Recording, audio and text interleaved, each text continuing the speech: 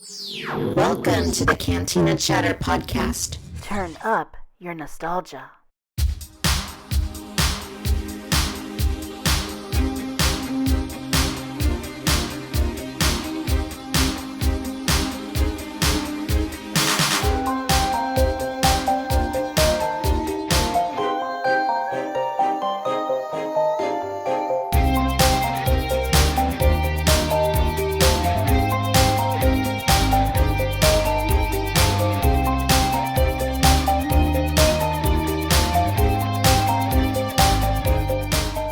Hey everyone, and welcome back. I'm Victoria, your host here on the Cantina Chatter podcast, your resource for Star Wars, new and retro toys, pop culture, and randomness from the 80s and 90s.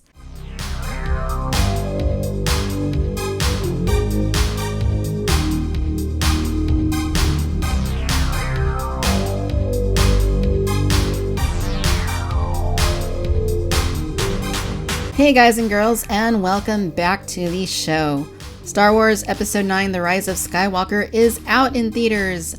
And guys, there's a lot of Star Wars right now. I know I've said it before, but we are just inundated with Star Wars on TV, through Disney Plus and The Mandalorian, through video games with Star Wars Jedi Fallen Order, and now with Star Wars The Rise of Skywalker. So there's something for everybody. If you're a gamer, we got games. If you like the Mandalorian, I love The Mandalorian. It's freaking awesome. That is available. And now we have this film. So my attention has just been all over the place. I've been so wrapped up in Mandalorian that it's been kind of hard for me to focus on, The Rise of Skywalker. But now that it's out, I've seen it twice. I just had my second viewing today. I recorded this episode with Star Wars TV correspondent Dave last night. And we were coming off our very first viewing of the film and just reacting to it, remembering the things that we saw in the film and breaking it down and talking about what we liked and didn't like. So you're going to hear all that. But as of today, I have seen the movie twice, and my feelings are basically about the same. I think they're more positive now than they were last night, which you'll hear in the recording. So good stuff all the way around. I'm really a happy fan right now. Over on the YouTube channel, I just did a review that I published yesterday morning for the Bandai Spirits Tamashii Nations SH Figure Arts Star Wars The Rise of Skywalker Rey and Kylo Ren figures. It had been a while since I had done an SH Figure Arts review on the channel, so I was really eager to get those filmed and reviewed. I don't usually combine figures into a singular review, but as you guys know, things are kind of winding down with the toy reviews on the channel, so not a lot of time left for me to do toy reviews in general. So I felt that putting them together just made sense, especially considering that Rey and Kylo kind of complement each other, and I think it worked out really well. It's a long review, but if you're interested in those figures, certainly check it out. They're pretty cool. Let's go and get right into it. Bring on Dave, and we'll talk The Rise of Skywalker.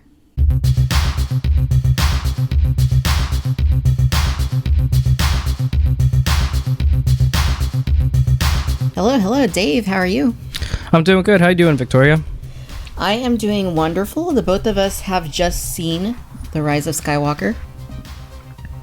Yep, you just got back from a screening a couple hours ago. Yeah, I just got out myself, and the idea behind this was to kind of just live react to everything we just saw. So we don't have any script, we don't have any notes or anything. We're just going to kind of talk about what we just witnessed, because there's a lot to take in here. Yeah, definitely. It was epic, to say the least. Yeah, it was.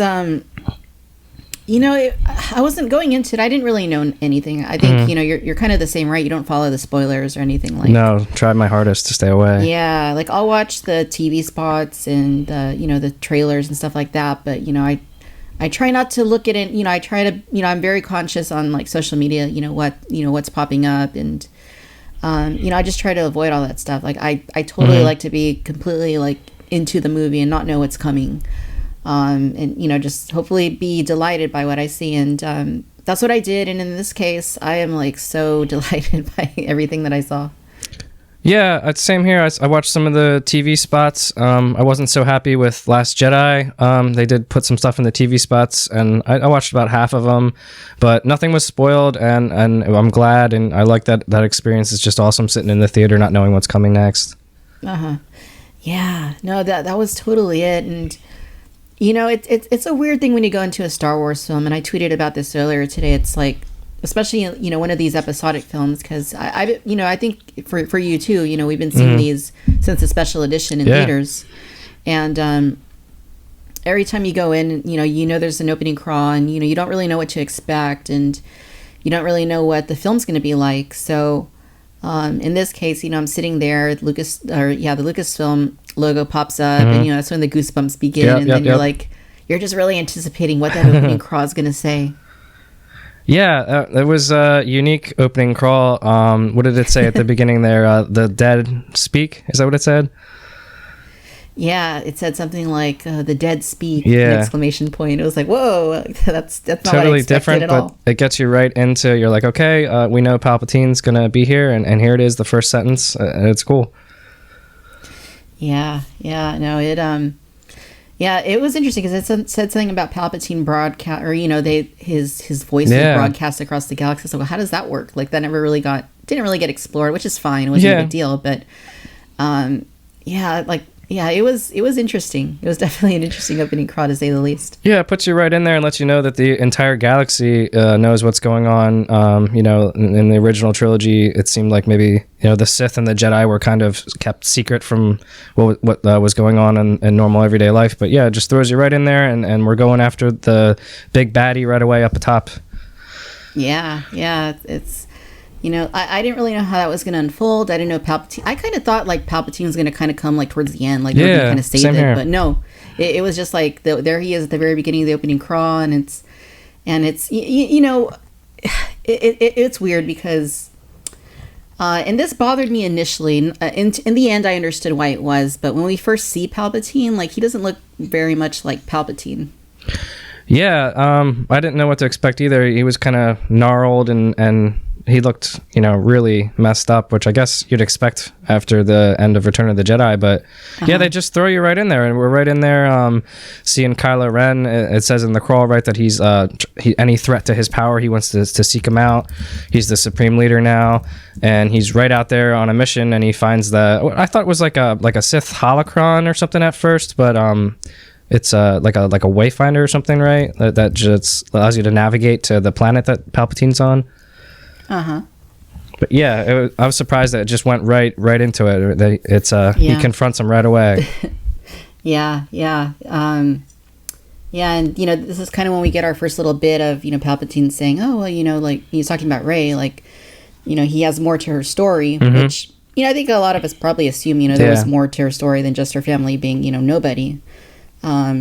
But, we don't really get, like, that background at this point. It just kind of, like, we just see him kind of, like, smile, and then it kind of, like, it cuts to whatever the next scene was. But, yeah, no, it was interesting. Like, so here at the beginning, this is kind of when we see, this is the only really mention we get of Snoke in this movie. And what did Palpatine say, that he made Snoke? He says every voice that you've ever heard has been his, and you hear him speak in Snoke's voice and in Darth Vader's voice in his head.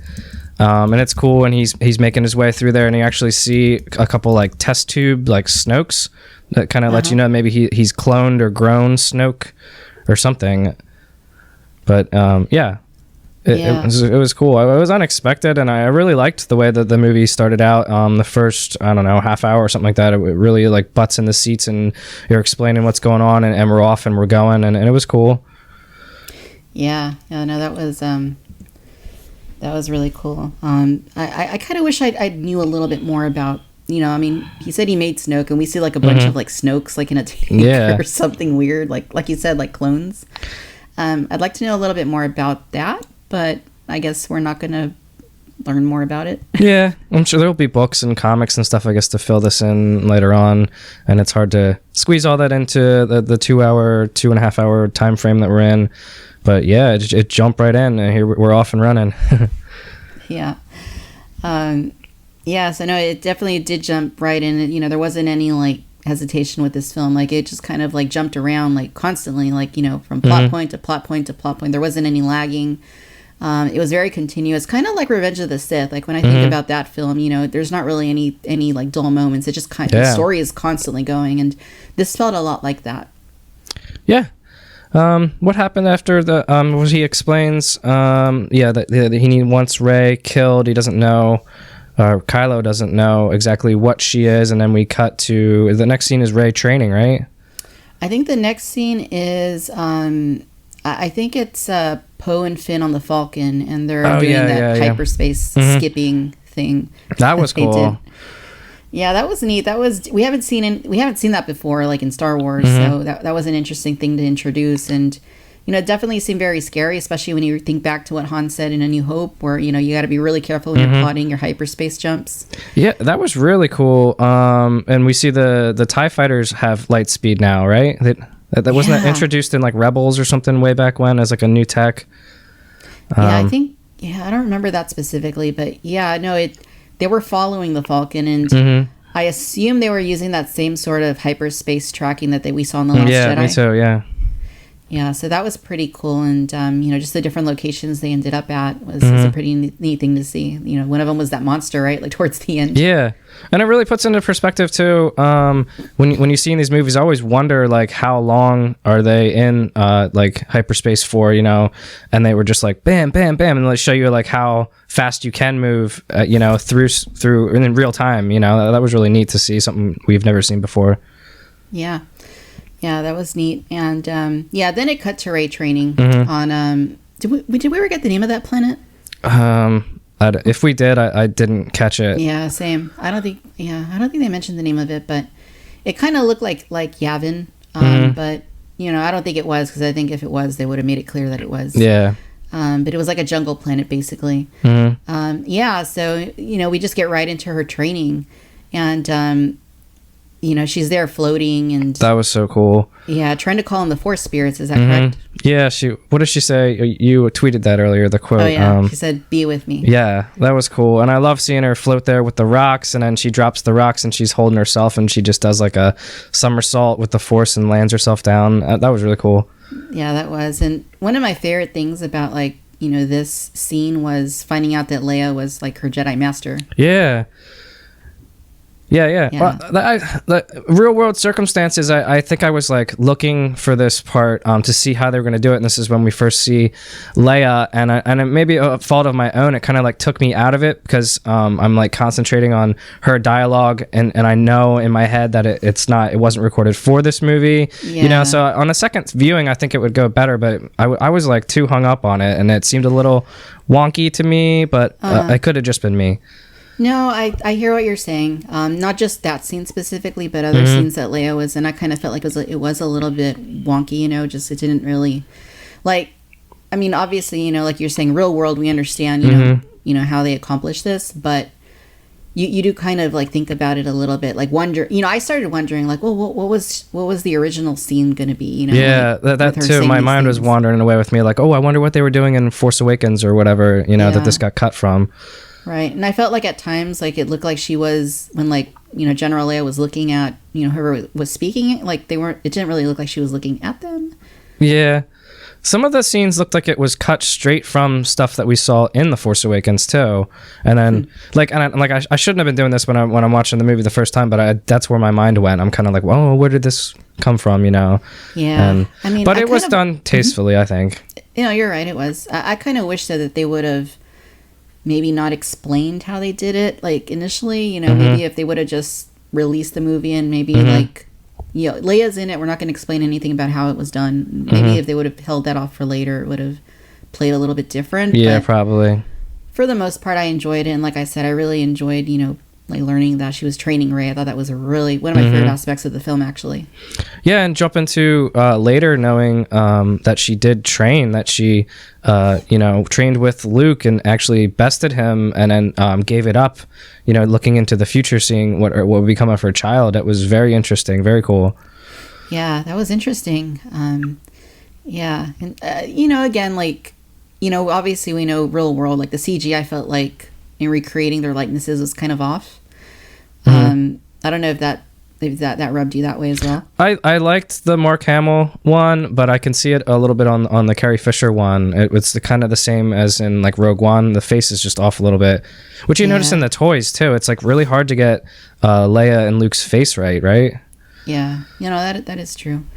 That's actually a good point. So I guess it's not too surprising, but I think I had read somewhere, or like a long time ago, that they were going to use Billie Lourd maybe for like this flashback sort of thing and like CGI her, and I kind of felt like maybe that's what they did. She looks so much like her mom in that first scine when they show her in the movie. Yeah, and even her hair is done like with the braid. It sort of looks like Empire Strikes Back Leia. Yeah, I was amazed by that. I kind of wish they would have given her like a bigger role, like expanded on it a little bit. She got a bigger role in Last Jedi, but I kind of felt like we could have used a little bit more of her. But, yeah, definitely. But yeah, it was nice that she was in there again. So I'm trying to replay it in my head. So I think that at this point, this is when Poe and them come back with the Falcon, and Rey's like, what the heck did you do to the Falcon? It's like on fire. That was some great back and forth. It's like she can't stand him and he can't stand her for like basically what they are, and Poe. I can really relate to that. I've had friends like that in high school, where you're friends with like so many different people, and sometimes your friends don't get along, and he's like got his hands on both their shoulders trying to calm them both down, and I really enjoyed that part of that banter. Yeah, it was kind of like sibling rivalry almost, also, like brother and sister. Yeah, that was fun. Yeah. And that's another thing we really get into with this movie, is like seeing like the relationships that haven't really flourished in the previous two films in this trilogy. So we kind of really see that they've been fleshed out a little bit more. They've gotten to know each other. They've presumably they've went on different adventures together, and it kind of comes across that way anyway. Like when you see them talking to each other, and that you can see that friendship has developed between the three of them. Yeah, they definitely, as actors, have like a very strong bond, a chemistry that shone through in this film, and I really enjoyed getting to finally see all three of them on the same adventure. Yeah, that was really cool, and like we were talking about with Palpatine, like they just kind of get into the action. It's the same thing with the three of them, like they just kind of get into like pretty early on, like going on the series of adventures, like to these different planets and stuff, and. It was really cool. It was really cool seeing like how they, relate to one another, and how, these different missions were carried out. I thought that was really cool. Yeah. I think early on that they kind of set the tone of the movie, that it's about like family and being together, and they, Poe and Finn insist on coming along when she decides that she's going to leave to, what makes her decide she wants to leave? She wants to go find the way to Palpatine, just like Kylo did. Is that how it went? Yeah, I believe so. I think that's what it was. She, because they were talking about that planet, right? Or they figured out what that planet was, and I guess she had reference to it in one of the books, didn't she? Yeah, that was cool too. Seeing, people complained about her training sequences, and she obviously was training a whole bunch with Leia and knew her way around the text, and she had things marked off, and she knew in the journals how Luke was looking and searching for things, and that was really cool too. It shows she was really a student of the Force. Yeah, no, it did. That was a really cool thing to see too, because even for me, that's been an issue, like not really seeing her get like proper training. I don't know if we can really call what Luke gave her in Last Jedi training. I mean, he talked to her a little bit, but he didn't really like physically train her, or like not like the way he trained with Yoda anyway, or Obi-Wan. So that was neat, and she's like, you can tell that she's in it physically and mentally, and trying to prepare herself. And I think Poe even tells her something, doesn't he? Like, we need you out there, but you're here training. And he says that she's the best fighter they have in the Resistance, and he needs her out there, and he doesn't basically want anything to do with this Force stuff, and give it up or whatever he says. Yeah. I enjoyed the whole movie. The first two films kind of set it up that like even Kylo and both Rey were kind of like real novice at stuff. She bests him on Starkiller Base, and I feel like in this film they show that Kylo is more of a master of the dark side, and even Rey has mastered more of the light side, and you could see that in their lightsaber battles and the way they're fighting and the powers that they have. They show some new Force powers, and I just felt enough time has passed between these two films, and we've seen both characters grow.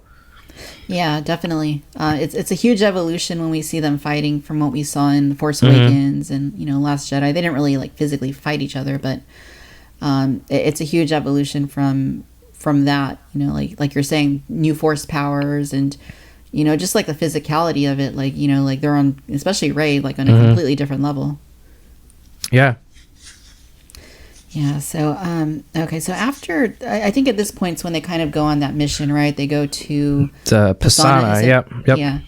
Pisana, another desert planet, which no shortage of desert planets in Star Wars. Yeah. But it was a pretty neat planet. Like there's all these aliens celebrating, and you see like children versions of them, and I don't remember what the species is, but there's a pretty cool moment where Rey is talking to one of the children there, and they ask her something like, or 3PO translates it, like they're asking what her family name is, her last name. And, and she's like, oh, I don't have one. But you can tell she's still thinking about this. Yeah, right away they're setting up that there's more to the story than we learned in Last Jedi. I thought that was really cool.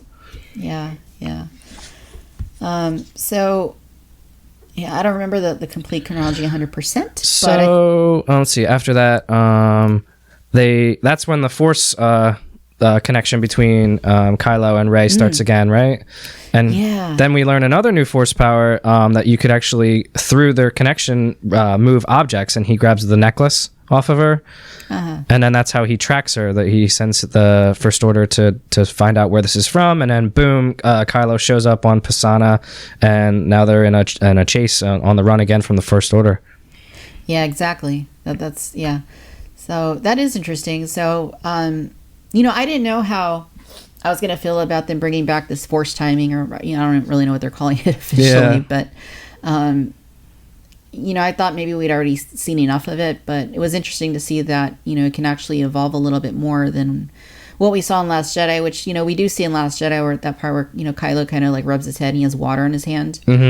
So I guess that's our first like clue that, there's, you can actually like transfer, possessions from one another. So that was kind of neat to see. Yeah, good point. I didn't get that connection, but yeah, it was there in the last movie too. Yeah, so I guess this is about when the First Order shows up, right? This is the scene that they premiered on ABC or something, right? With the they can fly and the chase and. Yeah, that it was kind of it's just kind of a throwaway like moment basically where they. But we see troopers flying in all these films, but maybe for the First Order it's new and they haven't seen it before. But I think a little before this, there's also a setup, right? Like they kind of go through quicksand or something. That's at the end of it after they blow up the flying troopers there, the jetpack troopers. Then they get into the quicksand, and then they're in those tunnels where they find the dead Sith, right? Yeah, like a Sith archaeologist or something. They find his bones, and that was cool because we haven't really seen like that kind of like something similar to quicksand in Star Wars before. I don't think so. That was kind of neat, but they didn't die. They went through the sand or whatever, and they ended up in the these tunnels. And this is kind of where the plot starts to thicken a little bit. So what is the name? Did they ever mention what the name of that dagger is that they found? I don't know. Don't ask. I saw it once. Don't ask me. I'm so bad if I don't have notes. No worry. That's exactly what we wanted you to just kind of react to it. So I'm still thinking about that dagger. Like what this. I know that it was significant in terms of like the Death Star later, but I couldn't really figure out what its purpose was beyond that. Well, I guess it had the inscription on it that would tell you how to get to that thing, right? Which is, I guess, what Kylo had already found out earlier in the film. And C-3PO is the only one that can read it, and then his programming forbids him from translating Sith. I guess that's the significance of it. And then it also is later on we find out it's the dagger that actually killed her parents, right? You know what? I missed that. Is that what it was? I think so. Maybe I'm wrong, but I thought when she touches it later on in the film, it's similar to Force Awakens, where she can like see what the object had done, and she hears the screaming and stuff, and then she has the flashback again to her being left on Jakku. Yeah. That's interesting because I didn't catch that I know that they kind of showed like that scene with her parents, but I didn't really catch that that's what I think they so. used to. Yeah, I think a little like when they going back to the little cave or whatever you want to call it. There's like a large like a snake of some sort, right? Yeah. Like it looks like it's gonna attack him, but then Rey kind of like sees that it has a wound and then she heals it. And this is kind of like a setup for later in the movie, isn't it? Yeah, definitely. That's all the reason it's there for, it is to let you know she has a new power and it's going to come in later on in the film. Yeah. So that was interesting. So she heals the snake. The snake's like, thank you, basically, and it leaves. And so they get out of the cave. And is this where they find the vehicle that... Yeah, they find that ship that the Sith guy was on. And then Rey feels something and she leaves the ship, and then that causes Chewbacca to go after her, I think at the request of Finn. And then Chewbacca is immediately apprehended by First Order, right? Yep. And then we see, again, from the trailer, the Kylo coming after Rey with that TIE fighter. Yeah, and, this was a big moment in that first trailer for this movie, and, we were all wondering, like, oh, what's she gonna do? Is she gonna, like, in my head, I was like, is she gonna, like, land on it and fly with him somewhere, or is she just gonna, like, jump over it? But nope, she yeah, it was different than what we saw, though, right? Like, because in the trailer, she kind of jumps to the side and does, like a cartwheel, like, around it, and it was so cool seeing her actually cut the wing off with the lightsaber. Yeah, that was really cool. I don't know if that trailer was just edited different or how that worked, but, have to see it again and see. Taking a page from the Marvel trailers or something, I think, where they're showing you something and they tweak it a little bit. That's true. Yeah, it could be that. But yeah, so that was interesting. So his TIE fighter goes and explodes, and you think, well, I mean, it looks like he could be dead, right? Because it's just a big fireball. But nope, sure enough, he's good. Yeah, he comes out, and we see Chewbacca taken away on the transport, and Finn points it out, and then we see even, I guess you would say Rey is definitely more powerful in this film, and she kind of reaches and tries to pull the transport out of the sky, and then she gets a little distracted from Kylo, and then he grabs a hold of the same transport, and it looks like they're kind of pushing it towards each other, kind of like toying with each other. Yeah, it kind of reminded me of, again, Last Jedi, where they're, doing it with the lightsaber. Yeah. Now they're doing it with the transport, the whole, bigger thing.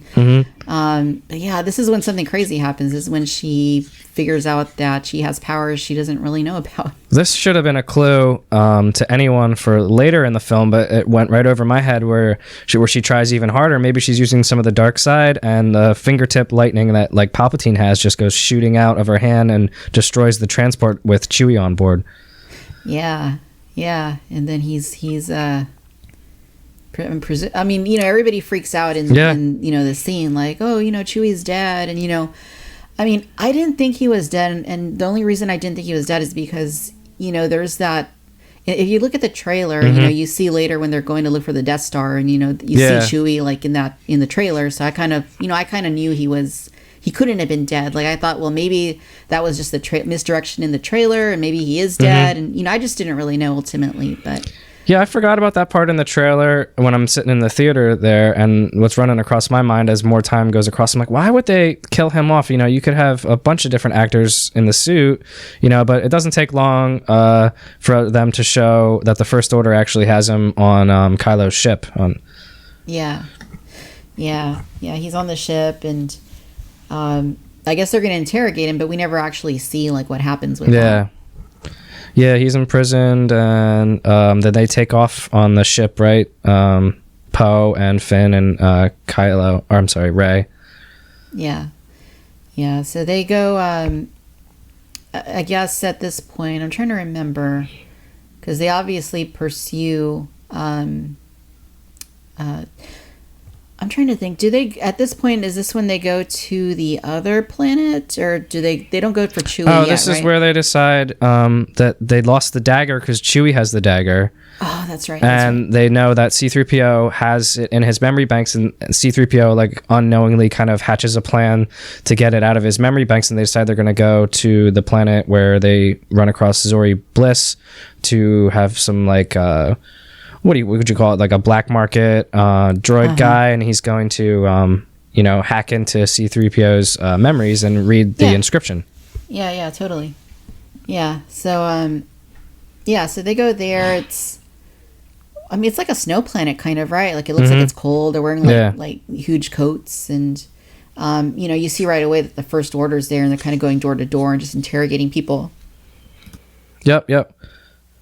First Order has a big presence on this planet, and Poe and them are sneaking around, and this is where he runs into Zori Bliss, who it seems like they have some history here, and she's not too happy with him, threatens to blow his head off, and there's some talking back and forth, and they finally convince her to take him to... Do you remember...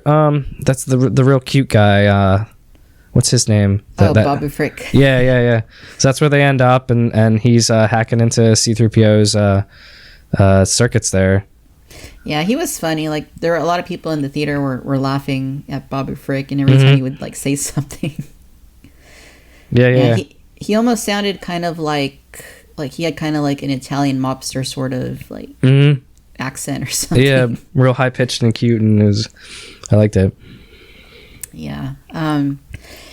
So it's kind of revealed at this point, I guess, that, if they get into 3PO's memory to, decipher whatever inscription was on the dagger, that, there's a good chance that his memory is going to be reset and he's not going to remember anything.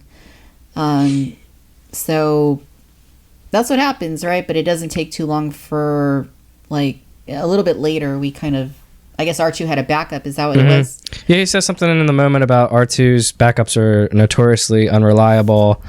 And we get some funny stuff there where C-3PO kind of, he's rebooted and he tries to introduce himself to everyone. And that's a funny little moment there. Yeah. I kind of wondered too, like, at that point, like, did R2 maybe have a backup of, like, his original memory from the prequels? That's a good question, yeah. Because I thought from the trailer in this moment here that he would be, like, looking across his memories, as they're being deleted or whatever, but he, like, it was, like, right on what he says, he actually was just looking at his friends for one last time, which was cute. And again with the theme of this movie that, you're stronger together, friends and family. Right. Yeah, that was a fun scene. And, like we saw in the trailer in the background, you see a battle droid. Look for I forgot to look in the theater. I saw that in the trailer. But... Yeah, it's there, but you kind of have to, like, look for it. It's not very obvious. Most people probably aren't going to recognize it as a battle droid. So, again, Kylo Ren, figures out where they're at because... how does he figure out where they're at? Is it the Knights of... I know he sends the Knights of Ren. Oh, that's right. Yeah, the Knights of Ren are lurking in the shadows, right? And they see her... Because they're kind of following her. They show earlier, right? Like Boba Fett style. The ship just kind of like tracks them. Right. Yeah, that's true. So then his Star Destroyer shows up. And they use that chip that Zori Bliss gives them to get through any blockade, and they secure access to Kylo Ren's ship. So then the Falcon is... the Falcon is actually imprisoned there, right? And they use the new ship that they're on to get in, and because Rey senses that Chewbacca's there. Yeah, she realizes that he's alive, and they go on on a mission to rescue him and retrieve the dagger, and it's pretty good action, I thought. Like, just seeing him kind of go corridor to corridor, like fighting stormtroopers, kind of harkens back to A New Hope, but also to things that we see like in Rebels and Resistance and things like that. Yeah, I mean, correct me if I'm wrong. Upon like rewatching like most of the saga before seeing this film, is this just sort of like a sequel trilogy thing that like anyone can be sensed by Force users, even if they're themselves not a Force user? Because we see in like Force Awakens, obviously Kylo Ren senses his own father. Rey sensing Chewie. I don't remember. Do you? I think we have kind of. I don't know if it's something... I think it's something that only Force users can do, right? But I don't know if... I guess the person they're sensing doesn't necessarily have to be Force sensitive.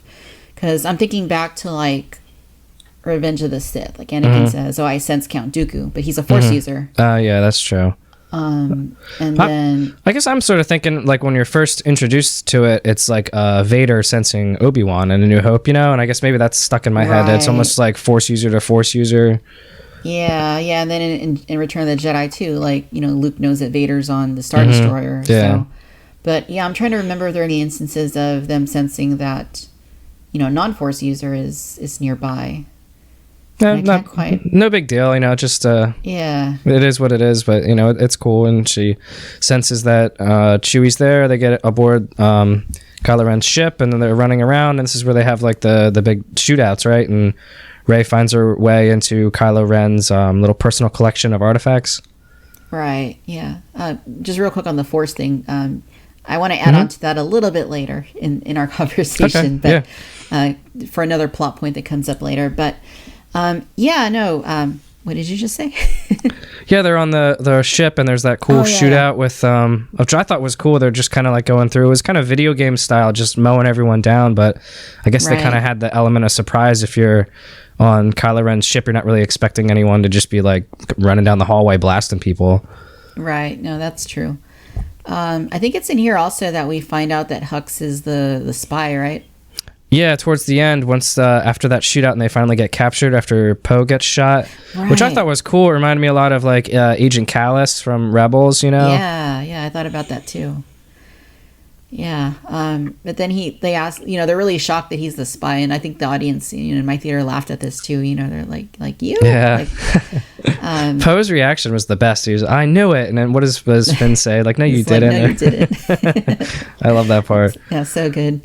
And that's another thing I want to just mention real quick. There's still humor in this film, but it's not. It doesn't drag on. Like it's definitely just kind dialed back. Yeah, it's definitely dialed back. My husband actually said he appreciated that it was handled that way.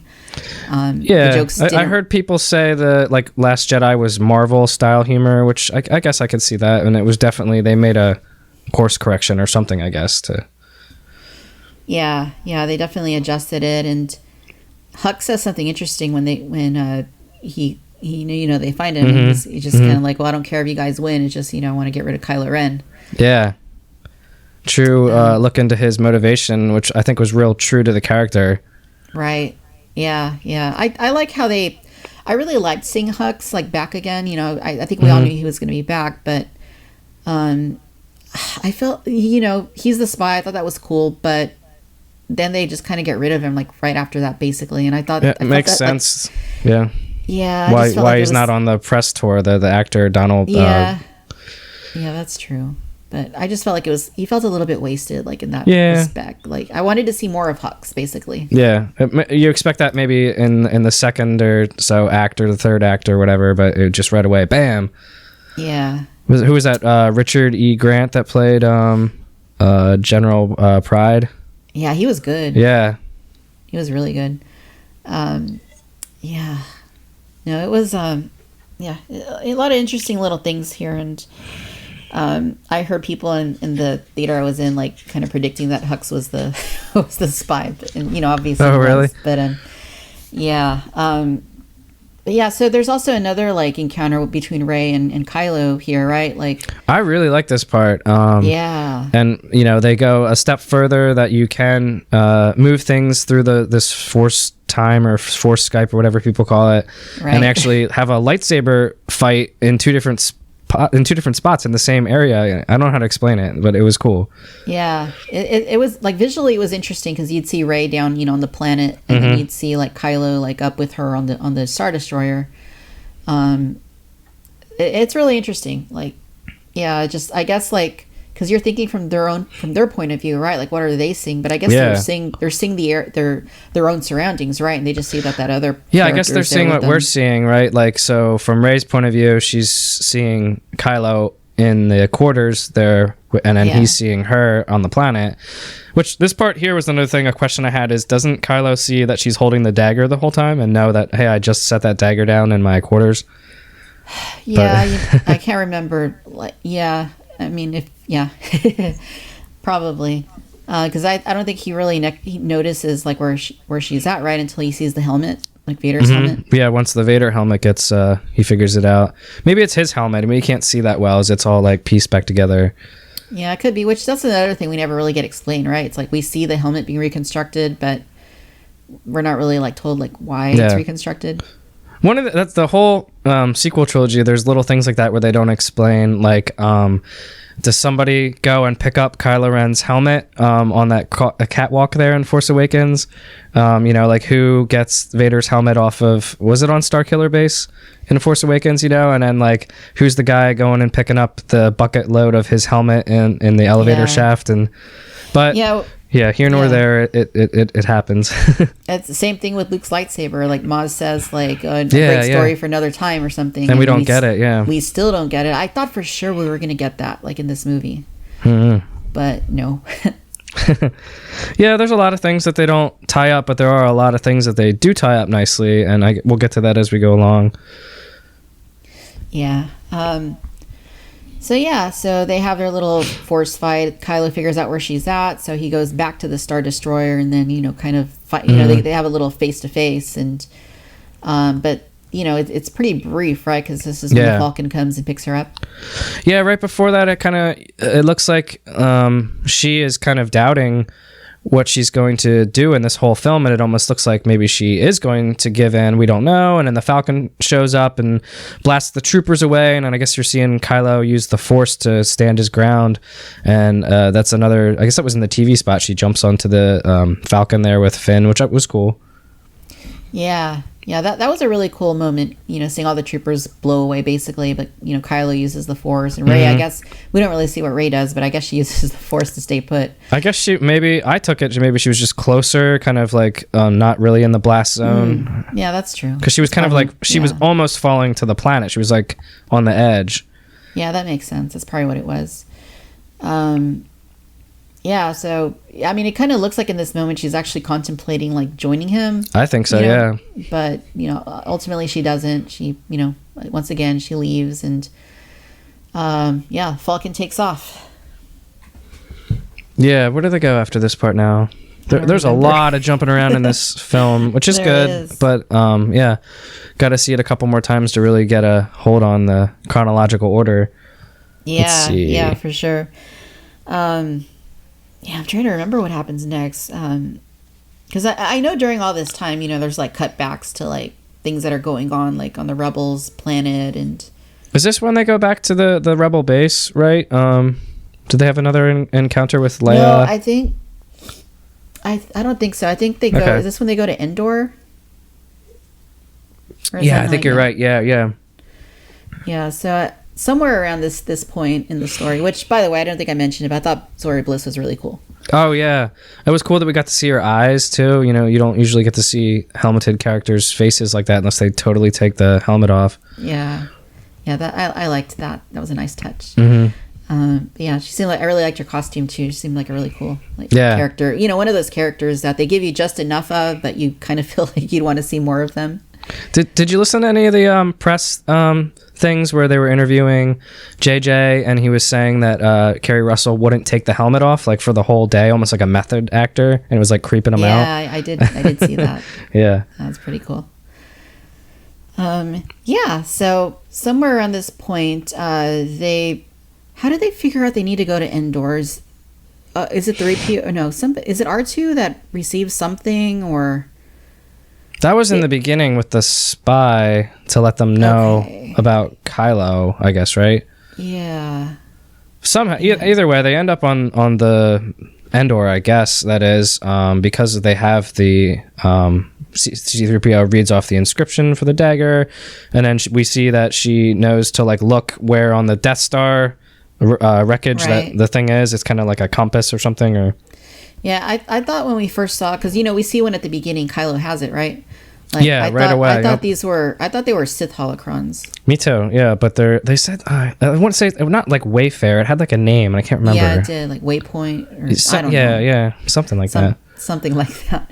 But those are pretty cool to see, and so they basically have to use these to find different locations. So it's interesting how the one in the Death Star didn't blow up when the Death Star blew up, but I guess it was pretty well protected. Yeah, this is definitely Death Star 2, right? When she gets in there finally. But I was trying. I was thinking. I'm like, could it have looked like this in Death Star 1? We don't know, but I mean, Yeah, well, it's Endor, so it's got to be the second Death Star. The next time we watch Return of the Jedi, I'm sure we'll be looking over in that little corner and see if there's that little room back there. Yeah. Yeah, so they go to this planet. It's Endor, right? Or it's one of the moons of Endor or something? Yeah, I think so. Yeah, so it's not the same. It's not the forest moon of Endor, I don't think. I think it's like another. I mean, it's never really made clear. All I remember them saying is Endor.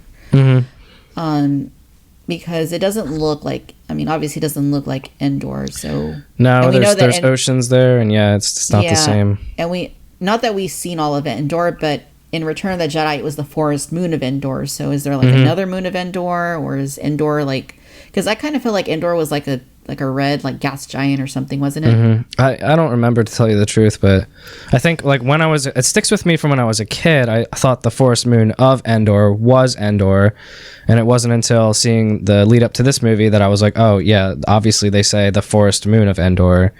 Isn't it weird how those things when you're like a kid and you misunderstand, it sticks with you for like ever? Yeah.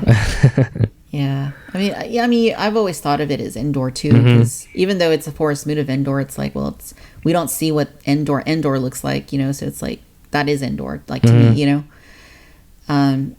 So yeah, I guess presumably there's another moon or something, and this is where the Death Star crashed onto, or the wreckage of it anyway, crashed onto it when it blew up.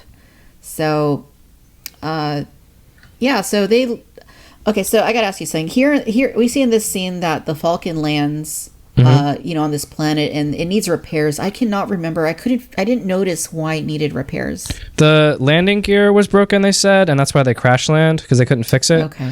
And then we see what's her name, Jana, yeah. Yeah, and she sees them overhead, and she runs into them, which is a really cool part. We find out that they and all her friends and stuff are ex-First Order, and we find out later that she has like much of a connection to Finn, which is really cool.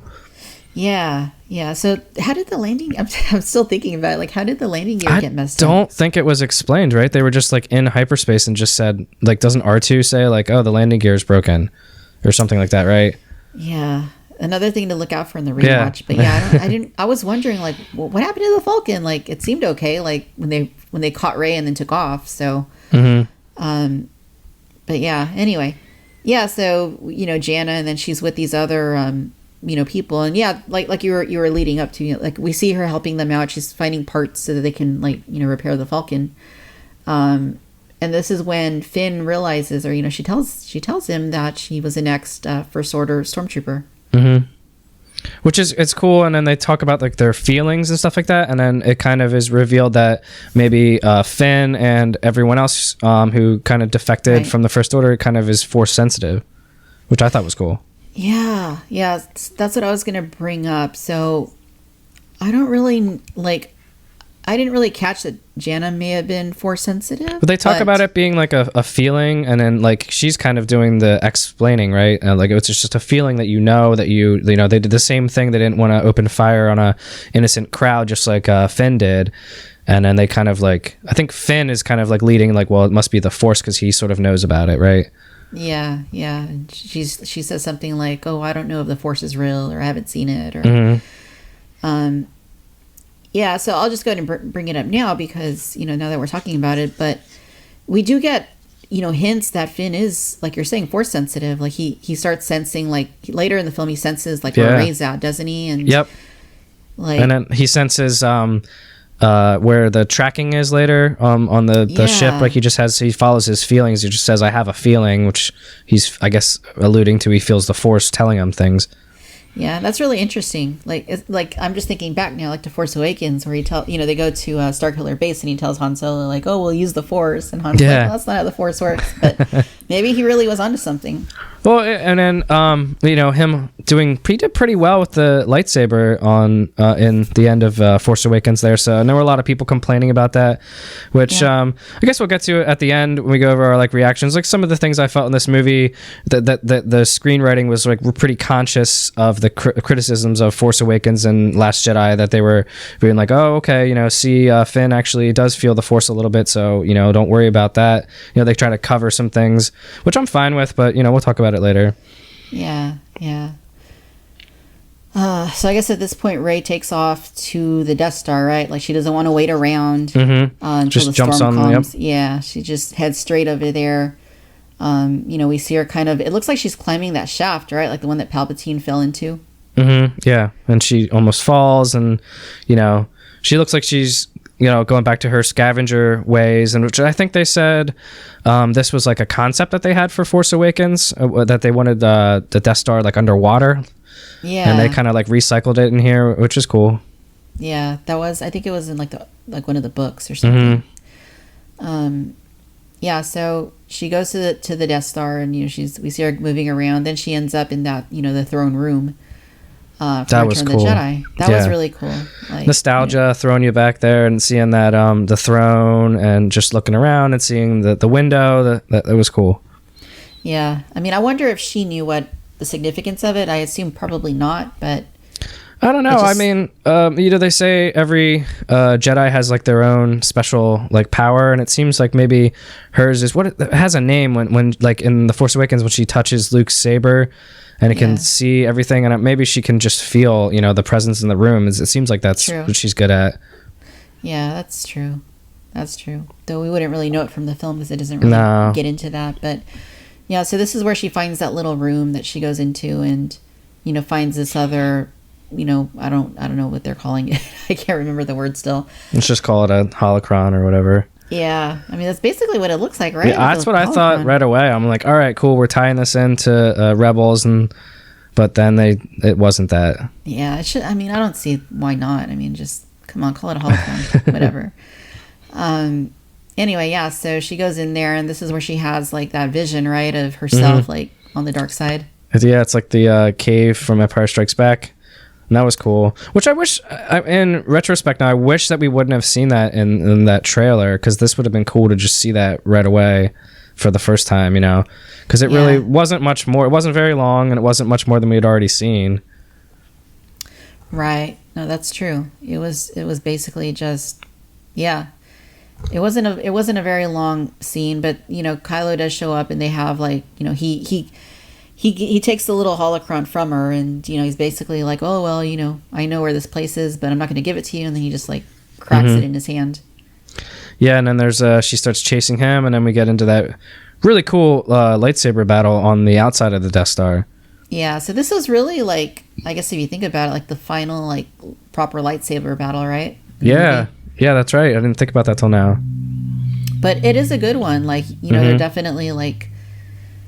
Like you were saying earlier, we definitely see how they've both leveled up since the last couple of films, and like Rey's really acrobatic, and Kylo, I really love that we see Kylo using like his Force powers again. Yeah. That we didn't see him doing that in Last Jedi very much. So, and I thought that was one of the cooler things that he did in Force Awakens was he was able to do like Force freeze and all this stuff. So.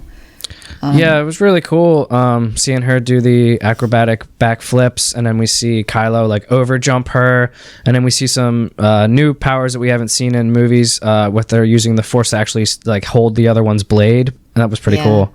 Yeah, and you could see like the blade like going through, like the Force was like pushing it through, had like streaks and stuff. Right. Yeah, that was pretty neat. The blades looked really cool too. Like, one of the, I know it's really silly, it's really nitpicky, but one of the things I always like think about going into a Star Wars film is like, are the lightsabers going to look good, or are they going to look kind of, not that great? Because, I think back to, you think back to the original trilogy, obviously it's the original trilogy, and, but, in A New Hope, the lightsaber effects aren't that great. Yeah. They get better as the films go on. Actually, I think they're better in Empire personally than in Jedi, but that's just me. Yeah. But then, in the prequels that kind of evolve, like especially like in Attack of the Clones or Revenge of the Sith, the sabers, they look a lot more crisp. They look a little bit more vivid. But then I felt like once we jumped to like Force Awakens and Last Jedi, like the sabers looked kind of dull. Yeah, they were kind of like the way they're lit, and especially Force Awakens is like they're like a glow stick or something that's really more like illuminating everything behind them than the actual saber itself. And you know, I know why that is, because you know, in the behind the scenes they show that they were basically using Force Effects lightsabers. Yeah, and you know that's why they're illuminated, and then they just like rotoscope over those blades. But I don't even think in Last Jedi they completely rotoscoped over them, because like when Rey's training on Octu, like you kind of see like, you know, that like it doesn't really look like it's rotoscope. Like you kind of still see the Force Effects blade or whatever she's using. But yeah, so we're talking about the duel, right? Yeah, so they fight back and forth, and yeah, that was great. And I guess get to the end of it, Rey. Oh well, I guess I'm skipping over. This is the part where Leia decides that she needs to like step in and kind of contact Kylo, right? Right. Yeah. So we get a moment where we're back on that planet where the rebel base is at, and yeah, we see Maz Kanata, and she kind of like watches Leia, and she tells R2 like, "Oh, R2, you know, Leia knows what she needs to do now, like about Kylo or whatever." And yeah, so at this point, she kind of just, I don't really, is she kind of doing what Luke did? Is it like I think so, yeah. Yeah, kind of like a force projection, but not like, but specifically to Kylo, right? Like, yeah, like kind of like only to Kylo, but we don't really see her there. But like he definitely senses her, at least. I don't know if he sees her, but he definitely, I don't know if her essence like goes into him or something, but I mean you'll see more of that at the end of the film. But it was weird, but very similar to what Luke did in the last film. Yeah, that that was interesting. Yeah, so I'm still trying to figure that out myself. Like, exactly, well, it ends up distracting him. He's about to basically kill Rey, and it distracts him, and that's when Rey is able to best Kylo, right, and impale him. Yeah. So I guess she just got really tired, huh? She just like wore herself out. Leia or Rey? Rey. Yeah. Yeah. So. Yeah, I don't know how I feel about that necessarily, because that's not the usual. We haven't seen that before in a lightsaber duel. I mean, we see characters kind of like Qui-Gon, you know, he kind of got tired and he kind of got off balance and got stabbed, right? But I don't know. I guess Rey was kind of in a different mental space. So I guess you can kind of chalk it up to that at this point. But yeah, so she, you know, gets the upper hand. She stabs him just like he stabbed his father, basically, with his own red lightsaber. And yeah, so basically at this point, I don't really get why, but I guess Leia had to have been force projecting, right? I mean, if she died just like Luke did, I mean, she must have been. Because that's basically what killed him, isn't it? Yeah. So yeah, however far away they are, she basically dies from the force of trying to contact Kylo. That's what distracts him. Rey stabs him with his own lightsaber, and then Rey immediately looks like she feels regret, and she tries to do the force healing that they set up earlier with that serpent thing. Yeah. So let me ask you, this moment when we see like Leia like laying down, like, do you think that was Carrie Fisher? No, I don't think so. It definitely looked like another actor. I mean, even the voice like that said like Ben, like it didn't sound like her to me. I think it did a little bit, but it was muffled in the mix. So yeah, it was kind of echoey, right? Yeah. I guess 'cause she was using the force. Yeah. So no, it was definitely an interesting moment. Seeing her. It was okay. Like, yeah, it's definitely you saw that, you know, for real world circumstances they kind of had to do this, but you know, maybe in a perfect world where Carrie is still with us, it definitely would have gone down like this, but it's fine. Right. Yeah, it works. I mean, you know, it's basically the only options they had, I suppose, right? So yeah, you can't like really like, you know, it's not a big deal. So yeah, at this point, she heals Kylo, and he like wakes up, and he's you know, he looks like, you know, a little surprised, I guess, doesn't he? Like he's like, oh wow, like, yeah, basically like, oh, I got distracted, and like basically, you know, now I'm dead, and then she heals him. Yeah, like he kind of looks like he accepts it, and then like, you know, when he wakes up, he just kind of sees her, but then she takes off, right? Yeah. Well, this part I thought was pretty beautiful. Like you said, it looked like he was accepting it, and then she whispers. This is where she whispers to him, I did want to reach out and I did want to join you, but I wanted to grab the hand of Ben, not Kylo. And then it basically like throws him, like, and then he looks down and he's just basically, it's like an act of compassion. I think that's like a light side power that only the Jedi can do, is force heal. It kind of changes his mind, right? Because this is where we see the turn back to Ben. Yeah, totally. It was interesting, like, just like her taking off, like, you kind of wonder, like, because she's in a weird like space, and it's even something that Finn says to Poe, like, oh, she's going through things right now, and they have a moment, don't they, where like Poe kind of seems like upset that he's not really like aware of what's going on with her, but Finn is, like, and almost like a little bit jealousy or something. I got the feeling from this movie that they want to try and let you know that, like, Force users, that it is kind of like a religion, like a Jedi religion, a Sith religion, and that anyone who's on the outside doesn't really understand. And it's almost like they kind of positioned Finn as like, oh, well, he's Force sensitive, and I can't discuss this with you, Poe. You wouldn't understand, and it's kind of like a thing that bonds him and Rey or something.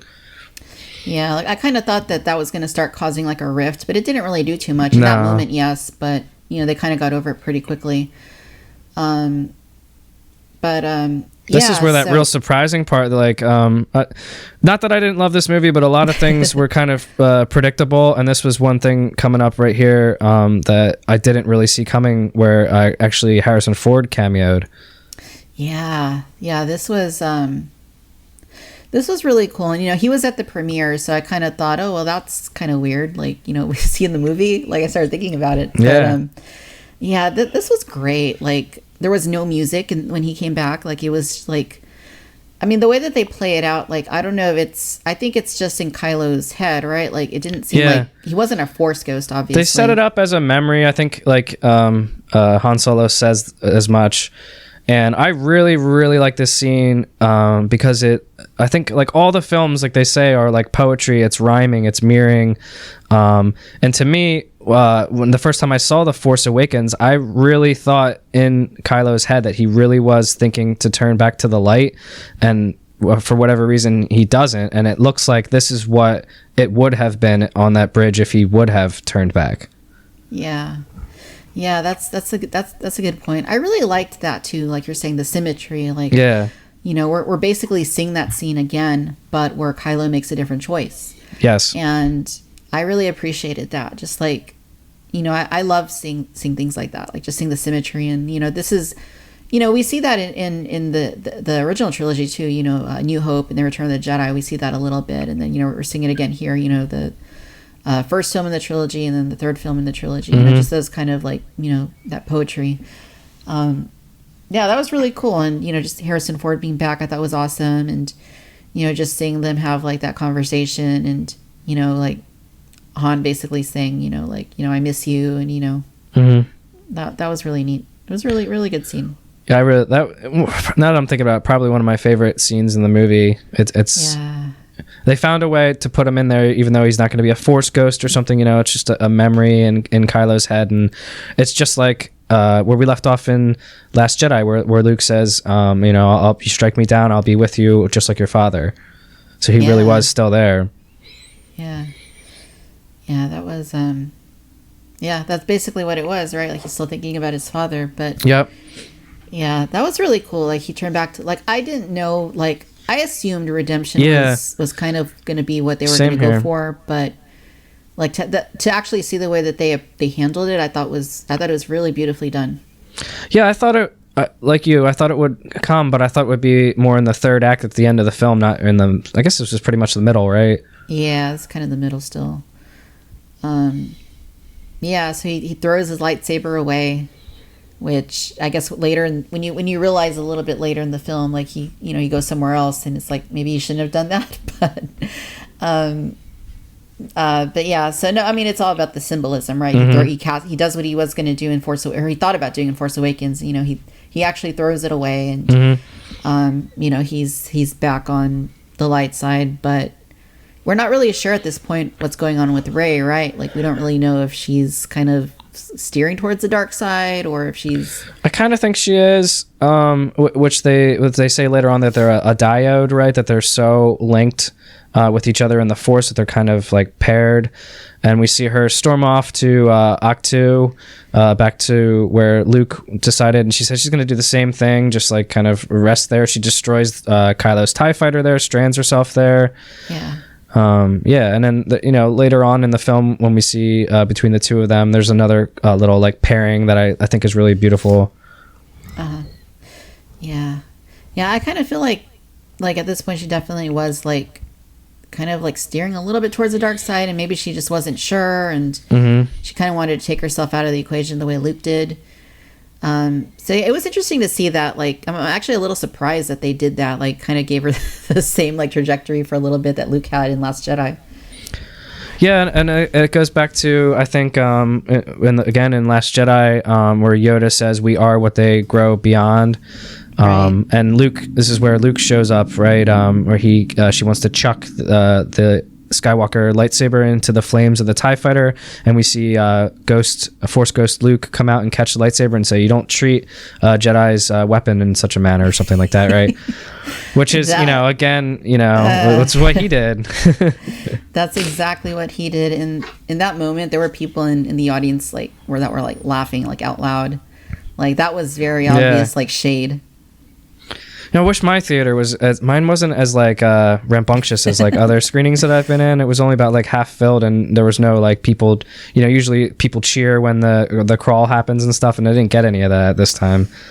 Yeah. Like, we didn't get a ton of that. I think it was mostly like the same people, like in different spots that were like, doing that. Like, there wasn't applause at the end or anything either. Like, it was just certain people. But yeah, that was a really cool, like, seeing like, we'll talk about like Force Ghost Luke in a minute, but like that was like it really felt like shade like towards Rian Johnson.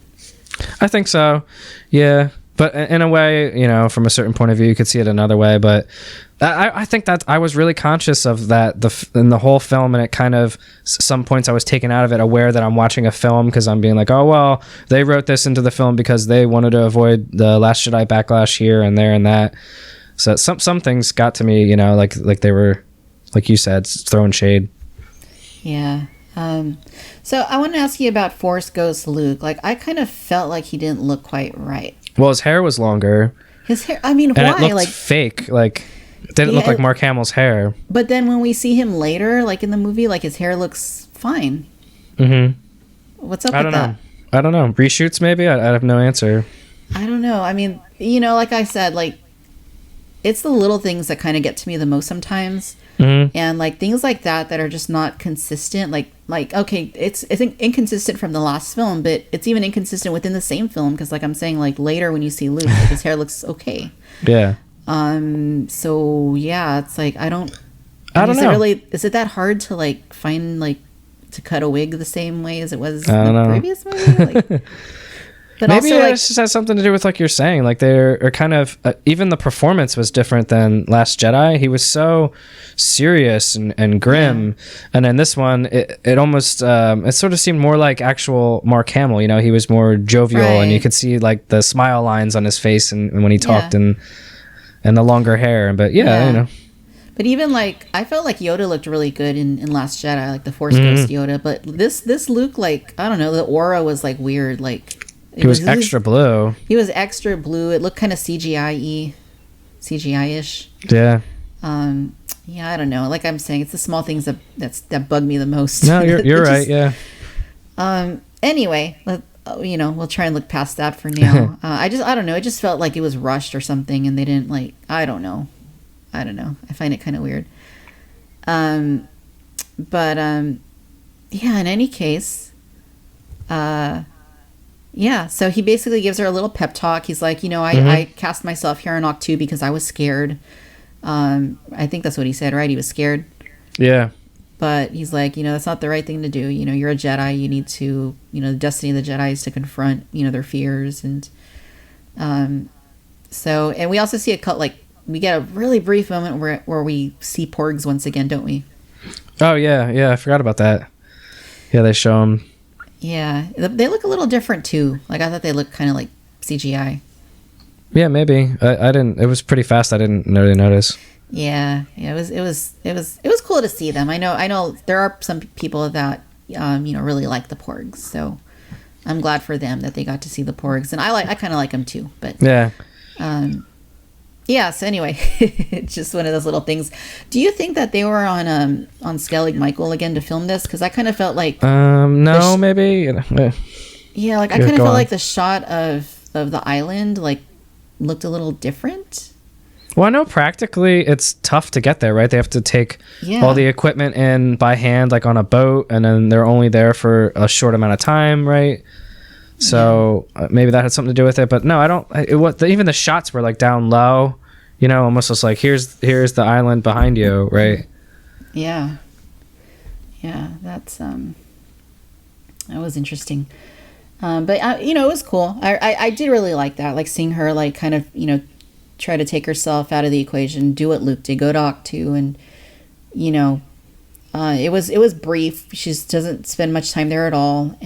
We don't even see the caretakers. I was hoping we'd get to see the caretakers, but I guess not really important, I guess. Well, this part here is what I guess I was talking about earlier with the symmetry. Where we're at right now, we have Rey stranded on Octo, and we have Kylo stranded back on the Death Star remnants.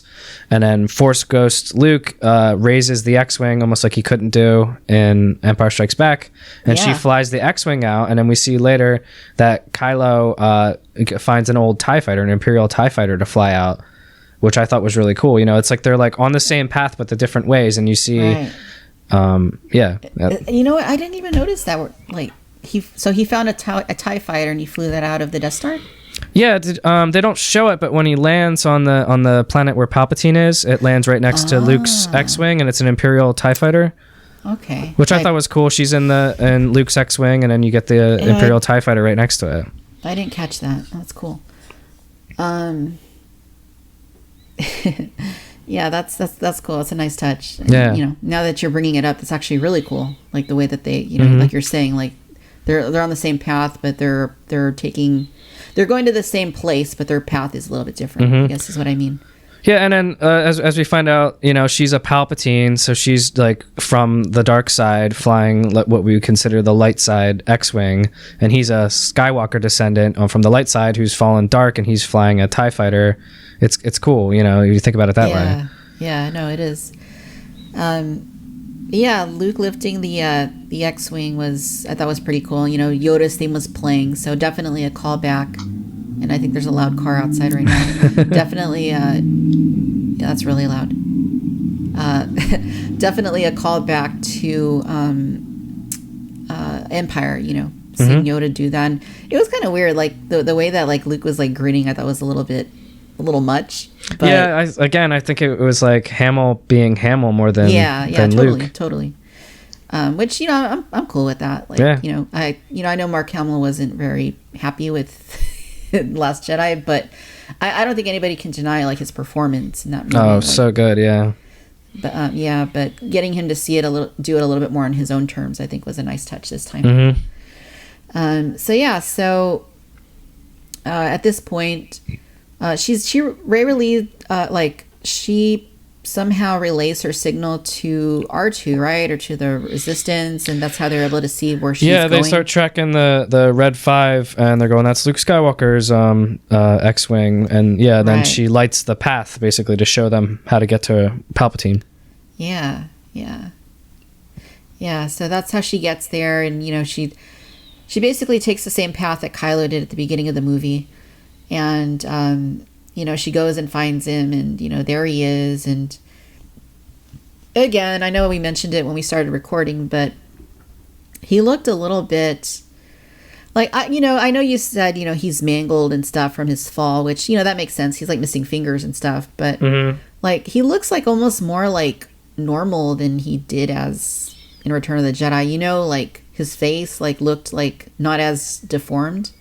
I think you're right. It goes back and forth because there were some spots where he looked like a Walking Dead zombie or something, and then other times you're like, oh, that's what he looked like in Revenge of the Sith. Yeah. Like, I don't know. It was like, because you would think like why would he look more like normal Palpatine than Darth Sidious Palpatine, you know, like, but I kind of felt like initially like that's kind of how he looked, which didn't make any sense to me, like, which, okay, like, all right, we don't really know how Palpatine survived that fall. Yeah. Did he die? I guess he died because he says something about he's cheated death more than once, right? Or he's died more than once or something. Yeah. I mean, this goes back to Revenge of the Sith. And one of the first things that, you know, we didn't, you know, I forgot to mention it when we started recording, but one of the first things he says is, the dark side is the pathway to many abilities some would consider to be unnatural. That was so good. Like my face, right in the beginning, I'm sitting there. I'm just like, yes, like it's almost, but not the same speech from Revenge of the Sith, and I'm just like, yes. Yeah, I loved that callback because Revenge of the Sith is like one of my absolute favorite Star Wars films, and like my favorite thing probably about Revenge of the Sith is Palpatine. Like I just like. And when I was doing my, you know, rewatch last week of that movie, you know, I was live tweeting about Revenge of the Sith and that scene in particular where he's like talking to Anakin about, you know, Darth Plagueis, and that's my favorite scene in that film. Oh yeah. So, you know, seeing this, you know, right off the bat, like seeing that callback, you know, to, you know, that line, I thought was epic. Yeah, my rewatch too had been a few years since I saw the prequels, and I'm watching. I think I put it up that like the second one, Attack of the Clones, is like my least favorite of the films. Yeah, and you know, I'm trogging along and watching, and I'm like, all right, this is a Star Wars movie, great. And then we get to episode 3, and I'm just like, oh, I forgot how good this is. Yeah, it's a great. I mean, Revenge of the Sith is like definitely up there, like in my rankings, like, and it's highly, like for me, it's highly rewatchable. Like I don't really like tire of it. You know, I can watch it over and over, and it's it's a really cool movie.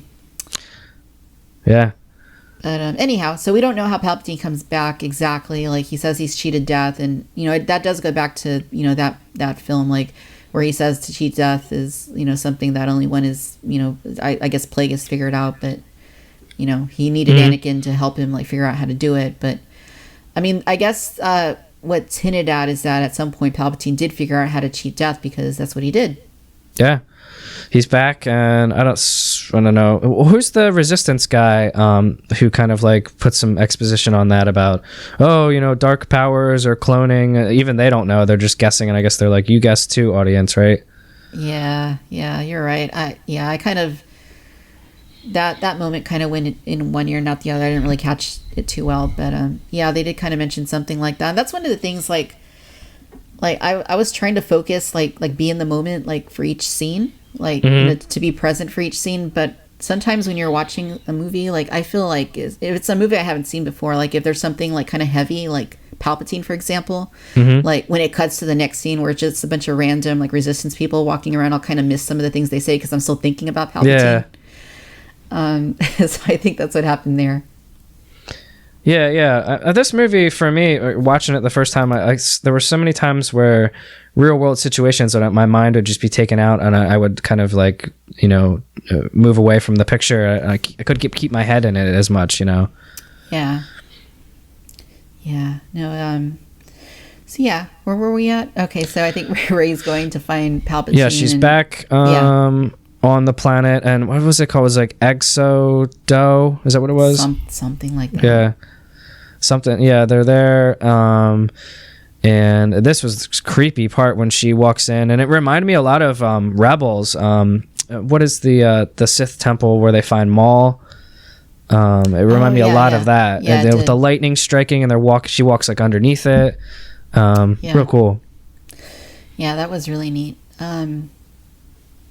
Yeah, so, you know, this is her first, like, face-to-face with Palpatine, and, you know, we know at this point that, you know, she's his granddaughter, which, so Kylo says that, you know, his grandfather was Vader, and her grandfather is Palpatine, which, first of all, makes her a really interesting dynamic, but secondly, like, and I was talking to my husband about this a little bit, is, like, we never have any clue that Palpatine had children. Yeah. So it's like, when and how? Maybe it was after, you know, he settled down. All right, I conquered the galaxy. I'm an emperor now. I guess I'll settle down and have some kids. And who would want to have kids with Palpatine, with Sidious? Who knows? Yeah, I don't know. I mean, okay, so I'm thinking about it in terms of their ages. So Rey had to have been born after Palpatine, quote unquote, died in Return of the Jedi, right? Because that was 30 years before Force Awakens, and she's like 19, I think, in Force Awakens. So, so she had to have been born like 10 years after he was dead. But if he had kids, then he must have had kids, like, I guess, like, I don't know, like, how old did her parents look to you? Like, not very old, I didn't think. Maybe like mid-30s. Yeah, probably around like 35. Yeah, so, okay, so... Which would put them probably about 30 when she was born, right? That makes sense. So about 30 when she was born, so... All right, so that would be a... Wait, where are we now? She's about 10 years after Palpatine died, so... Yeah, 30 years before. So then if Palpatine's son was 30 when she was born, then Palpatine's son would have had to have been born. He would have been like 20, I guess, during Return of the Jedi or something, right? Yeah, so he would have had to have been... Yeah, he would have had to like been born like sometime like right after the Empire was formed, I guess. Yeah. Is my math right? I'm not a math person. I think so. Oh, well, let's just say that. Yeah, right in between episode 3 and 4. Yeah, which this is plot armor, obviously. Like, I mean, like, there's no clue in any other films that, you know, Palpatine had children or that... I mean, you know, I'm thinking back to Return of the Jedi, like, you know, Vader and Palpatine are after Luke. You know, Luke's going to be a threat to Palpatine, so he's basically like, you know, either you're going to join us or we're going to kill you. Mm-hmm. So why wouldn't Palpatine's own like son have been just as great or even worse of a threat to Palpatine? Yeah, I don't know. Who knows? It could be anything. Did he actually like literally have a son, or did he create a son? You know, like he did Anakin, or was he messing around with the Force or something? Or that's actually a good point. Yeah, we don't really know. And I don't know that we're going to find anything. Or maybe it's even a clone or something, you know? Maybe he was messing with the clones. Maybe his son was literally a clone of himself or something. Yeah, I don't know. It's definitely plot armor, though, because, you know, that's the extent of it. And I think one of the big takeaways from this is that his son, however his son came to be, isn't a dark sider like Palpatine is. Yeah, they tried to hide from him and run away, and then I guess the story is that they sold Rey to give her, you know, freedom, right, to be free of Palpatine or whatever, because he wanted to kill them, right? Yeah. So that was interesting to learn. Like, I mean, I figured we were gonna get more on her backstory, but I didn't really think that she was gonna be like related to him, like to Palpatine. But when I know that people, when The Force Awakens came out, people were saying, oh, her fighting style is a lot like Palpatine's, like in Revenge of the Sith. And it's true. Like, she uses a lot of the same moves. So I kind of wonder now if that was deliberate or if that just happened to... I appreciate that a lot now. Sitting in the theater, I was thinking of that. And I remember, I don't know if it was on the Blu-ray special features for Force Awakens or if I heard it's maybe on a YouTube video. Can't give it credit, but I remember them saying JJ instructed John Boyega to speak with the American accent and Daisy Ridley to speak with the British accent. And I guess that to me, that means like, oh, well, there's a reason there. He had intended, I guess, to have her have like the correspondent accent, like Palpatine, because like why else would you instruct you have two British actors and one, no, you speak this way, you speak the other way. And definitely JJ had a plan, whether or not Rian Johnson intended for it to go this way or not, I don't know, but I appreciate that. Yeah, which now in my head I'm thinking, why does Palpatine's from Naboo, why doesn't he speak like Padme does? That's true. Yeah. Yeah, all these things are opening up in my head all of a sudden. Anyway, so, I don't know, we're talking about like, how Palpatine had a son and all this. So we don't have those answers. All we can really do is analyze like, what the story being presented is. And that's basically the story. Like, it feels a little bit random to me. It feels a little bit like it's, just something they kind of, I don't know, didn't really think out properly, or maybe like it doesn't feel fully formed, or at least, as an audience member, it feels like the seeds for this should have been planted a little bit more previously. Yeah. But I get where they're going on it, but I agree. I would have liked some hint somewhere, that this was coming, because it makes sense, but it's, did they really mean it? And we're sitting here and we're debating it.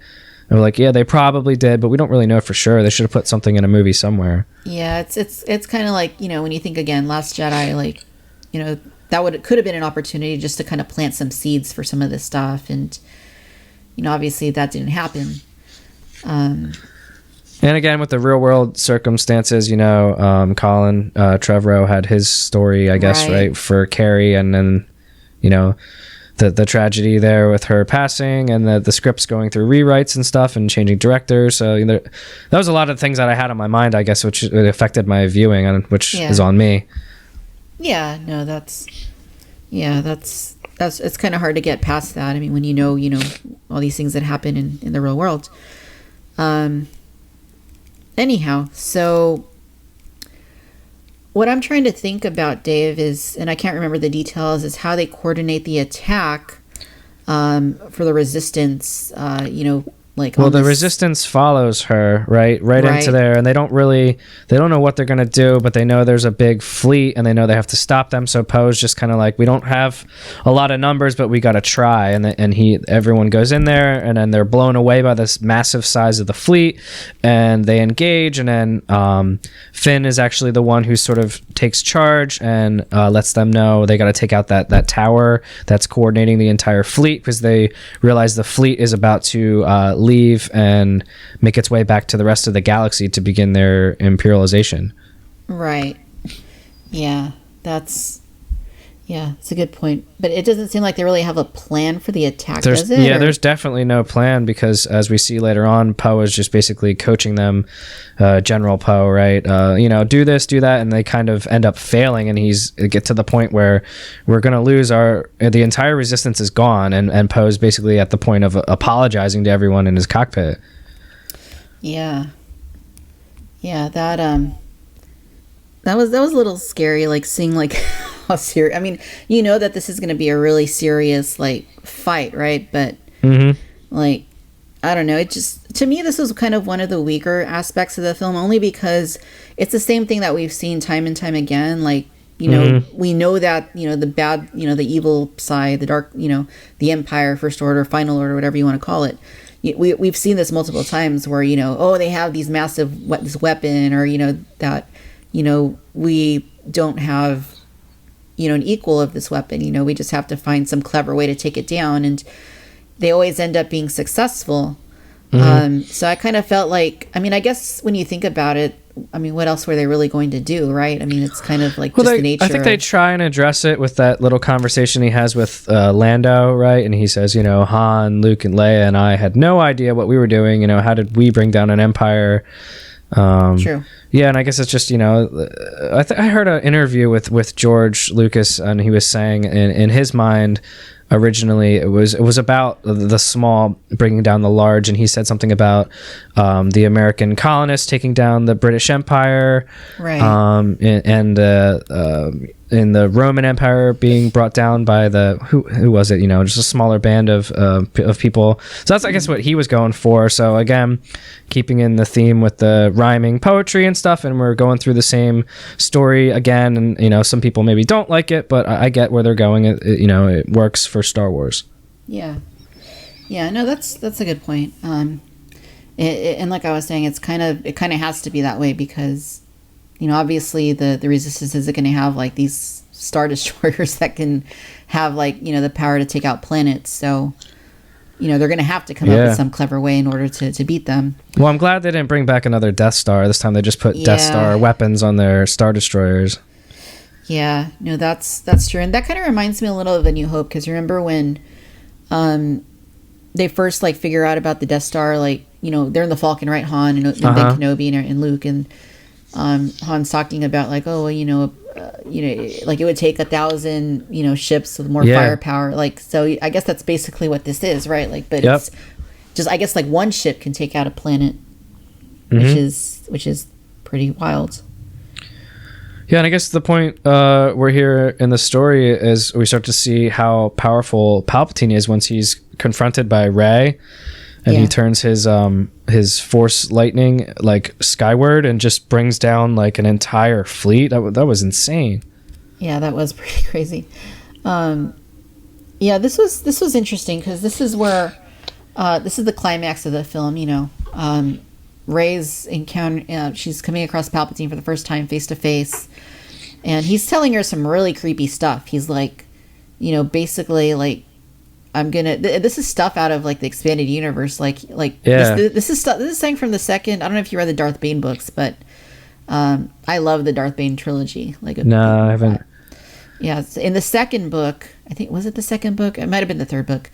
Darth Bane basically, like, he wants to live on past, you know, his physical means. So his apprentice, Darth Sana, he basically, he wants to take over her body so that he can live on.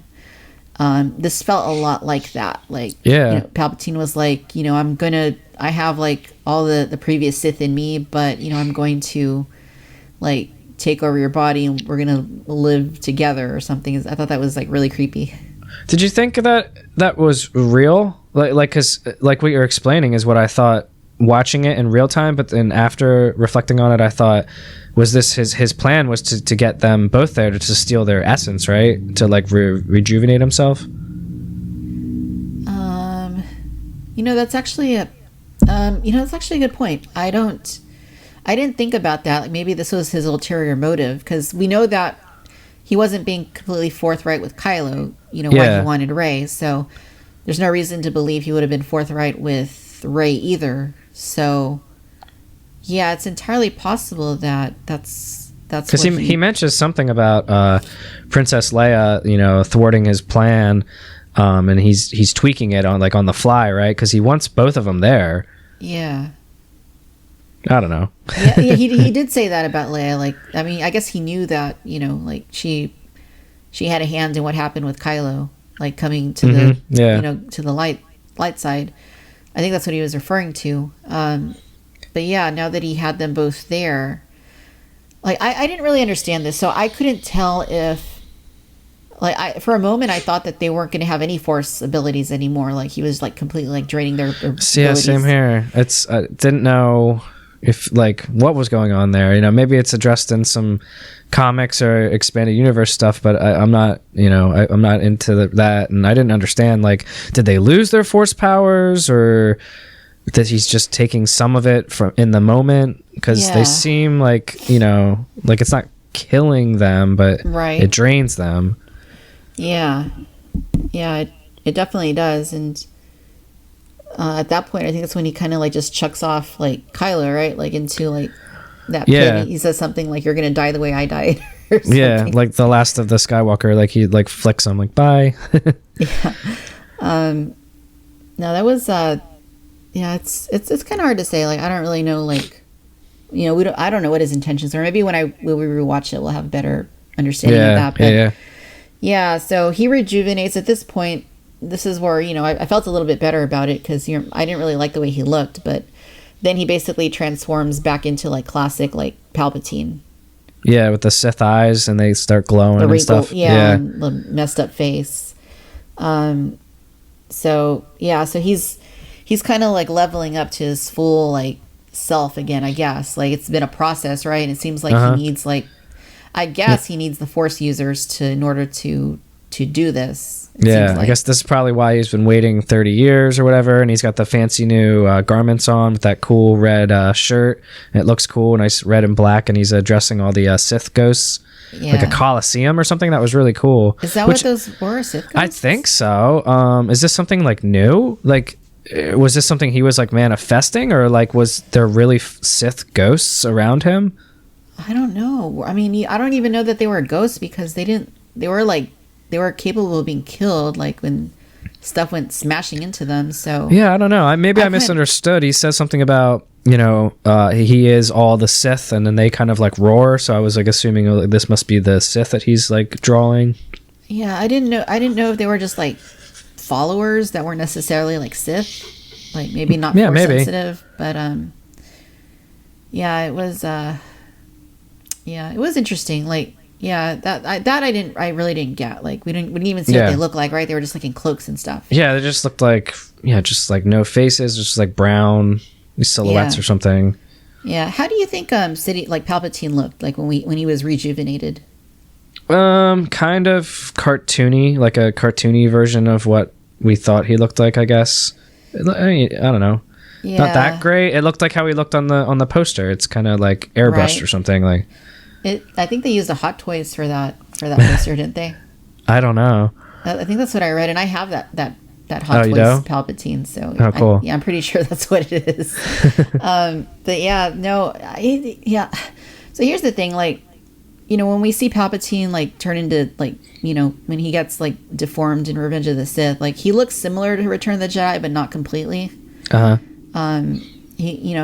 like, you know, obviously like Ian McDiarmid was different age, and you know they use different techniques to apply the makeup, you know, for in both scenarios. But like yet again, it seems like he looks quite different. Like I think he looks more like Revenge of the Sith, but not the same as Return of the Jedi, I suppose. Definitely different. Yeah, not really like either, but closer to Revenge of the Sith, I suppose. How old is he, the actor? Is he like in his 60s or 70s? Ian McDiarmid, he's got to be like in his like close to 80, I think, at this point. Okay. Here, let's find out. I'm in my head. I'm trying to do the math, and I'm like, oh my gosh, was he like close to our age in Return of the Jedi, making me feel like super old? You know, he's like 75. I did that with I did that with Ghostbusters, knowing that like Dan Aykroyd was like our age when he like wrote and starred in the movie, and I'm like, oh my god, they look so old to me. Am I that old? You know, I thought about that too, because you know this is what is it, 35th anniversary of Ghostbusters this year? Yeah, so I actually thought about that too. You know, where you watch those movies that you grew up with and you love, then you go back and look at, oh, how old were these actors when they made these movies, and you're like, oh, they were younger than me, or you know, they're the same age as me, and it's always kind of weird. Okay, so we're 2019. Return of the Jedi was 1983. So that was 36 years ago. So if he's 75 now, and we'll subtract, what did I say? 35 years? 36 years? 36. 36 years. You see what I mean? I'm terrible at math. So he was. Don't ask me for help. He was about 39 then in Return of the Jedi. Oh my gosh, so he was in his 30s. Okay, now I feel old. Me too. So yeah, so basically, so Palpatine's like 90, I think, like in Return of the Jedi, or he's in his 90s, so he's got to be like 110, 115 at this point. Yeah, yep. So yeah, it's so you know what? I think he looked pretty good there, actually. 110. I know, right? Yeah, and it's one of those things like Palpatine is amazing in Return of the Jedi, and also in Revenge of the Sith, like just like all the way around. Mm-hmm. But in Return of the Jedi, like that's when I think of the Emperor, that's kind of like what I think of, you know, Return of the Jedi Emperor. But this version of the Emperor seemed a little bit different to me, not just like physically, but I mean, some of the things he was saying, obviously, like we were saying earlier, like tied directly back to those previous films, but I feel like, I don't know, like his, I mean, one of the things about Palpatine, I guess, is he was always overconfident, right? That was his weakness. So we definitely see that here. You know, he thinks once again that his plan is going to play out exactly like he thinks, and it doesn't. But I just feel like this whole film like spends a lot of time like building him up, and you know, when we finally get to this confrontation, he's powerful, and we see what he's capable of, but we don't really see him do, other than the force draining thing, we don't really see him do anything new, and he's taken out, it seems like to me, like with relative ease. Yeah, it's kind of fast. Did you, when he was shooting the force lightning into the fleet, did you really want to hear him scream unlimited power? Yes. Multiple times I thought yeah. That was it. How did he do that? Like, I mean, his lightning went up to the fleet, right? But did it like get like powered up by something, or was it just like his lightning? I don't know. You know, it happened, like you said, it was so fast. It wasn't like a long drawn out fight. It kind of, you know, he faced down Kylo and Rey, and then, you know, and then he did that, and it was fast. I'm gonna have to see it again. Yeah, me too. I I'm sure we'll pick up more details when we rewatch it, but yeah, no, it was interesting. I mean, it's cool to see Ian McDiarmid back because he's always been one of the best things about Star Wars, and the Emperor's one of my favorite characters, and you know, just seeing him expanded upon in this film was cool. So the fleet basically gets taken out by this lightning. I know we've been talking about Palpatine for a while now, but the fleet gets taken out by his lightning, and that's basically when we see that the rest of the galaxy basically responds to their call, right? And they're all coming to help. Yep, and the fleet is actually bigger, and Lando says, you know, there's more of us, that call back to Zori Bliss and Poe's conversation earlier. Yeah, true. Which I know we haven't talked about it yet, but how awesome was Lando? He was great. I mean, I was wary because he was, you know, Billy D is quite obviously an old man in the press tours. You're hearing him talk, but his acting, you know, he put on the voice, and I'm just like, that's Lando right away. The hair, everything. Yeah, they did a great job, and that was awesome. Yeah, I loved it. I mean, just every time we saw him, I was like, yes, more Lando, please. Yeah, no, he was great. Like, yeah, I too wasn't really sure how his performance was going to come off, but I thought it was done really well. Yeah, it's just, again, with like the voice, and it was him. It reminded me a lot of Mark Hamill in The Last Jedi when he's on the Falcon talking to R2, and he changes his voice, you know, to like original trilogy Luke, and just between that and this, and it really threw me back for some nostalgia. I'm like, yes, Lando. Yeah, it was great. Yeah, loved it. So basically, at this point, you know, all these ships show up, and the final order, it's kind of weird to say it, the final order.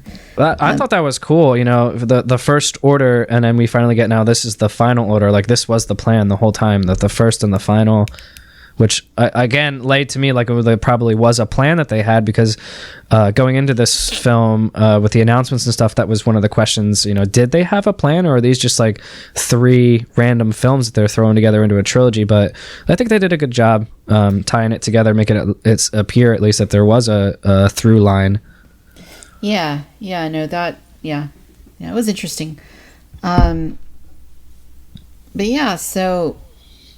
Well, I guess we didn't even talk about, in the midst of all this, this is where, you know, he drained Rey and Kylo. He throws Kylo away, and Rey is actually unable to get up at this moment.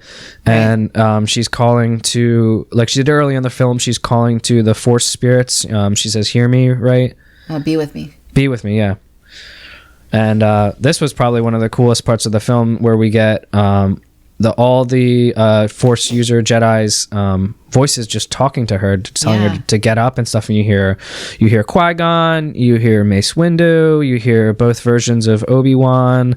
I think you hear Ahsoka. Did you hear Ahsoka? No, I didn't. There's definitely a prominent female voice, which I thought was Ahsoka. I didn't even catch Qui-Gon. You didn't catch Qui-Gon? No, he's in there, and then you hear Anakin twice, and I think he says, and Anakin was the loudest in the mix, which was really cool. And he said, what does he say? He says, bring balance like I did, or something like that. Yeah, bring balance to the Force like I did. And that was so cool, and that's really great. I think alleviating everyone's fears that maybe this whole sequel trilogy is kind of undoing Anakin's legacy, but you know, he's you know, calling like, hey, I did my job, I brought balance, and now it's your turn. Right. Yeah, you know, and this is probably my biggest gripe with the movies. I really wanted to see Anakin.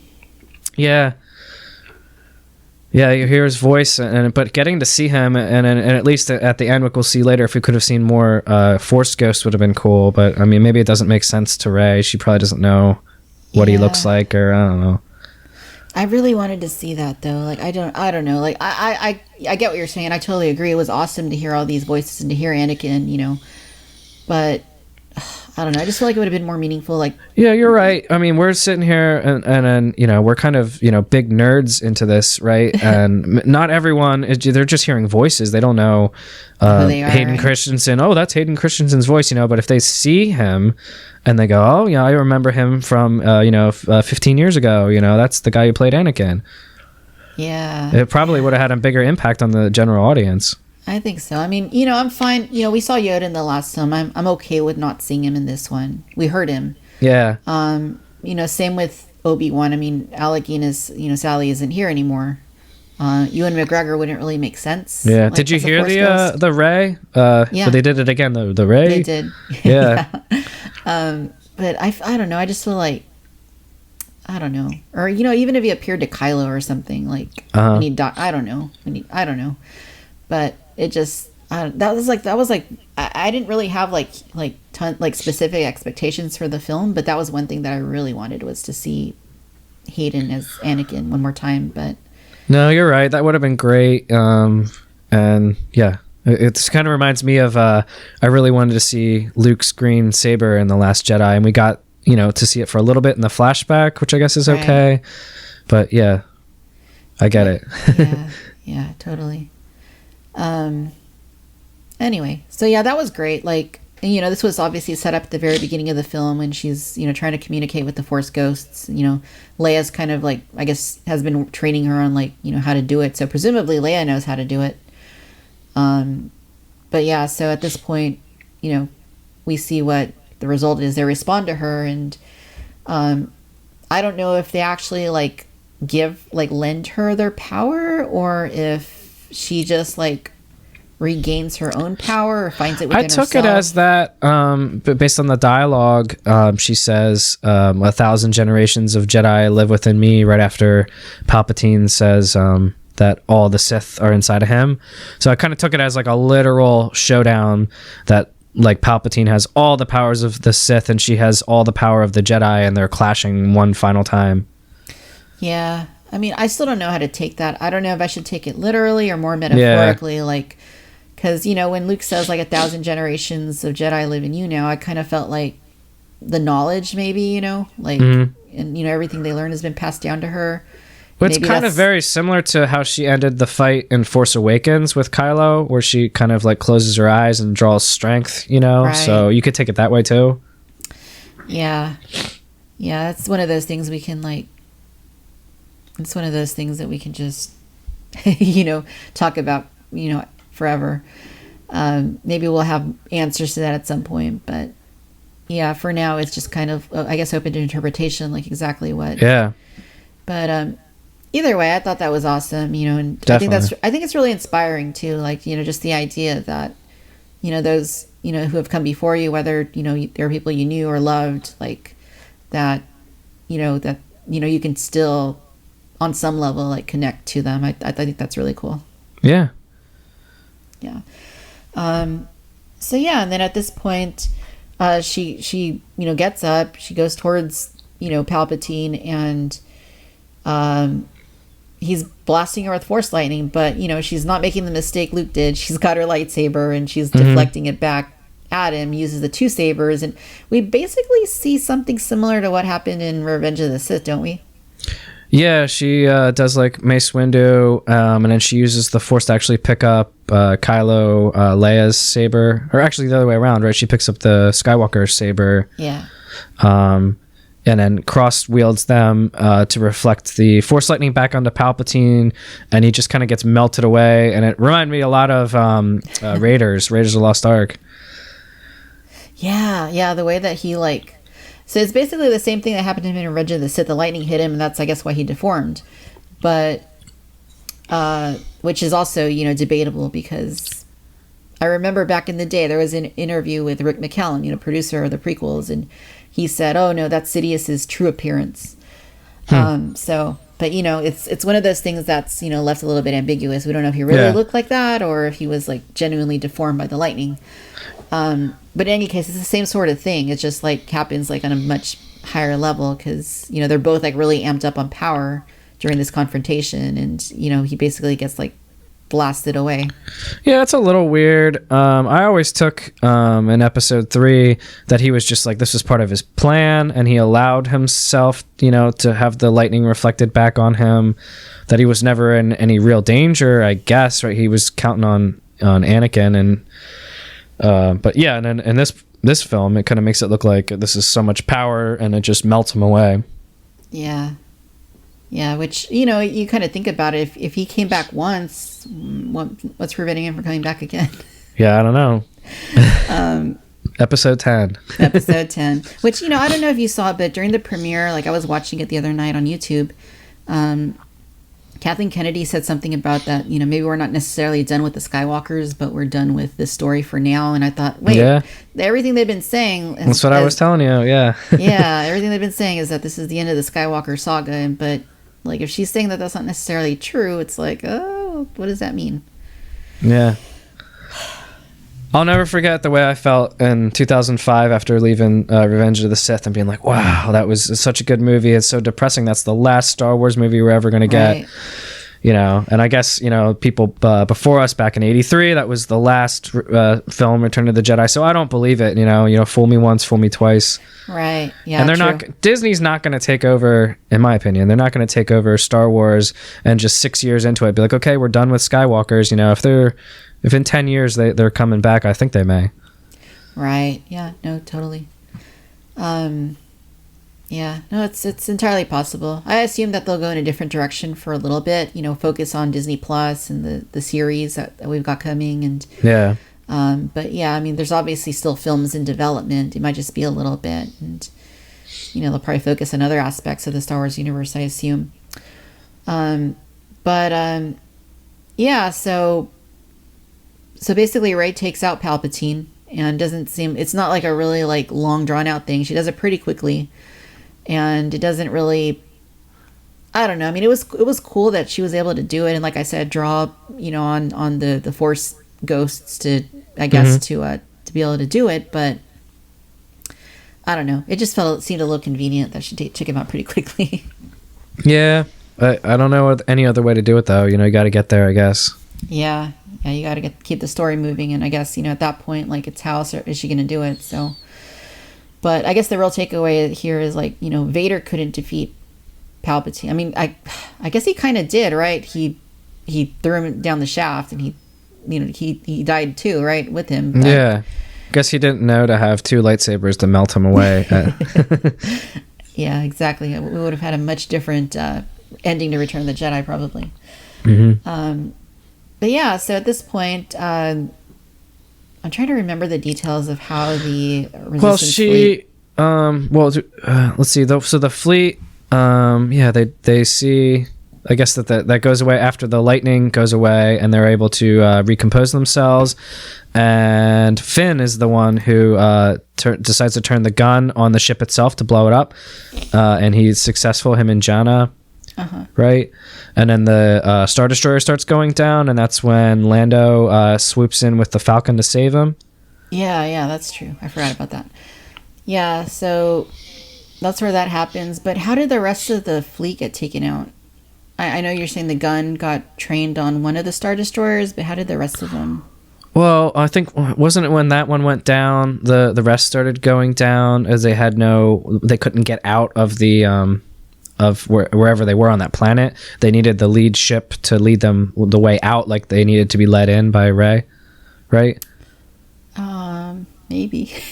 I can't remember now. Did they blow up or not? I don't remember. Yeah, I don't remember. That's the thing, like I was saying earlier, like when you have like all this, like the main part of the story, right, is obviously like the Palpatine and Rey stuff, Kylo and all that. So like when you have these other things going on, like to me that's not as interesting. So while they're showing that stuff, I'm still thinking about, what's going to happen next with Palpatine? It's like, that's where my mind's going. So some of these details, I'm going to have to pay a little more attention to on my next viewing, because I really don't remember. Same here. I don't remember if all the ships blew up or not, but I guess the fleet makes their way out. And I guess what we were saying is really important is Rey basically, from exerting herself, just kind of dies. Yeah. Yes. So that I didn't really... I mean, obviously, it's like you're saying she overexerted herself, and that's why she died, but it's kind of like... I don't know, we're seeing all these, Jedi die just from using the Force, and it's kind of like, well, isn't that what they do? So, yeah, I don't know. I guess, just... I guess, when you go up against Palpatine, there's not much of a chance you're going to live. It's not, a lot of things aren't explained, but that's what happens. And then, right. Kyle or Ben Solo hops out of the pit, surprise he's alive, and he hobbles over, and then we get I don't know how to explain this part where he's just kind of using his newly discovered force power he learned from Rey and kind of brings her back, right? Yeah, I guess it's kind of a mirroring of The Force Awakens, where she kind of like learns things from him, right? Like when she goes into his head. Yeah, true. I didn't think of that. Yeah. Yeah, so I guess like it's the same sort of thing, but now he knows, I guess, that he can use the light side to heal, and he's back on the light side, so he basically returns the favor. Like, so she was able to restore his life, like he was dead, and now he's doing the same thing for her, but why does he die from doing it and she didn't die from doing it? I don't know. It had something to do with Leia, right? Because as soon as he dies from doing it, then Leia's body, who's lying in state, I guess, just kind of evaporates at the same time his body does into the Force. Yeah. Which I was unclear. I'm like, did he die on the Death Star and Leia's Force presence kept him alive, or like how did Leia figure into all this? Yeah, I don't know. I mean, I'm not sure. Like, it almost feels like kind of prophetic, like Leia, like, like she kind of hung around in a way to see, like what it was. Like, I don't know. She gave Rey the opportunity, like she distracted Kylo, and Rey like was able to kill Kylo because she distracted him. But then Rey saves him. So did Leia know that's what was going to happen, and she just kind of lingered around to see, what Kylo was going to do, like at the end? Or, I mean, I don't know. Yeah. I have no guesses, really. It's just kind of like, I had forgotten that Leia's body didn't transform into the Force, and then that kind of took me for a loop when I saw both of them go at the same time. So, yeah. Some explaining there. Yeah. Was it, I mean, then you start thinking, was it Leia the entire time and not Kylo? Like, was she doing the same thing? I don't want to think like that. That'd be weird. Yeah, I don't want to think that either. And I don't think... Because they kissed and... Yeah, I don't think that's what it was. No. I don't know. I just kind of, right now, I'm just kind of chalking it up to maybe she didn't want to pass on until she, saw things like through, I guess. Yeah. Even though she let Rey kill her son... I don't know. It kind of seems like she had to have known Rey was going to bring Kylo back, or Ben Solo back to life, because her body didn't disappear. That's really the only way I can interpret that. Yeah, I don't know. I guess just there's a lot of nostalgia and stuff packed in here. I guess let's just not let that get in the way. Yeah, totally. Yeah. So. One of the things that I kind of noticed is we didn't really see the Sith troopers in action too much. No, yeah, and then which is what I feared where that was like the first toy that was announced, right? And it's just like, there they are for Blink. I missed it. Black Series, that was our first toy. For Hot Toys, that was their first Rise of Skywalker toy. SH Figure Arts made one, and it's like, you start thinking it's the same thing with like Captain Phasma and the First Order. What were they? Like the Snow Troopers and yeah. Like, you see these really cool trooper designs, and yeah, I guess we kind of, if you think about it, the prequels kind of had it too. Like, we got some really cool clone trooper toys, but we don't really see them in the movies. Yeah. No, yeah, I think the Praetorian Guard was the first one I picked up from Last Jedi, and they at least had like a really awesome scene in it. They did. Yeah. Yeah, the Knights of Ren too. We didn't really talk about them, but yeah, they Kylo has a pretty interesting encounter with them as well when he gets back to that. That was one of my favorite parts, since they set that up, pushing objects through space and with the Force, and then she drops the lightsaber behind her back, and he picks it up, and then he's able to fight with the Skywalker saber. It was cool. Yeah, that was really cool. Like this really paid off, that whole Force timing thing. Like, yeah, we see it a lot in these two films, Last Jedi and Rise of Skywalker, but then like when you see them kind of like nod at each other and like they're on the same page at this point, and she passes him the saber and he takes them all out. I thought that was pretty nice. Definitely.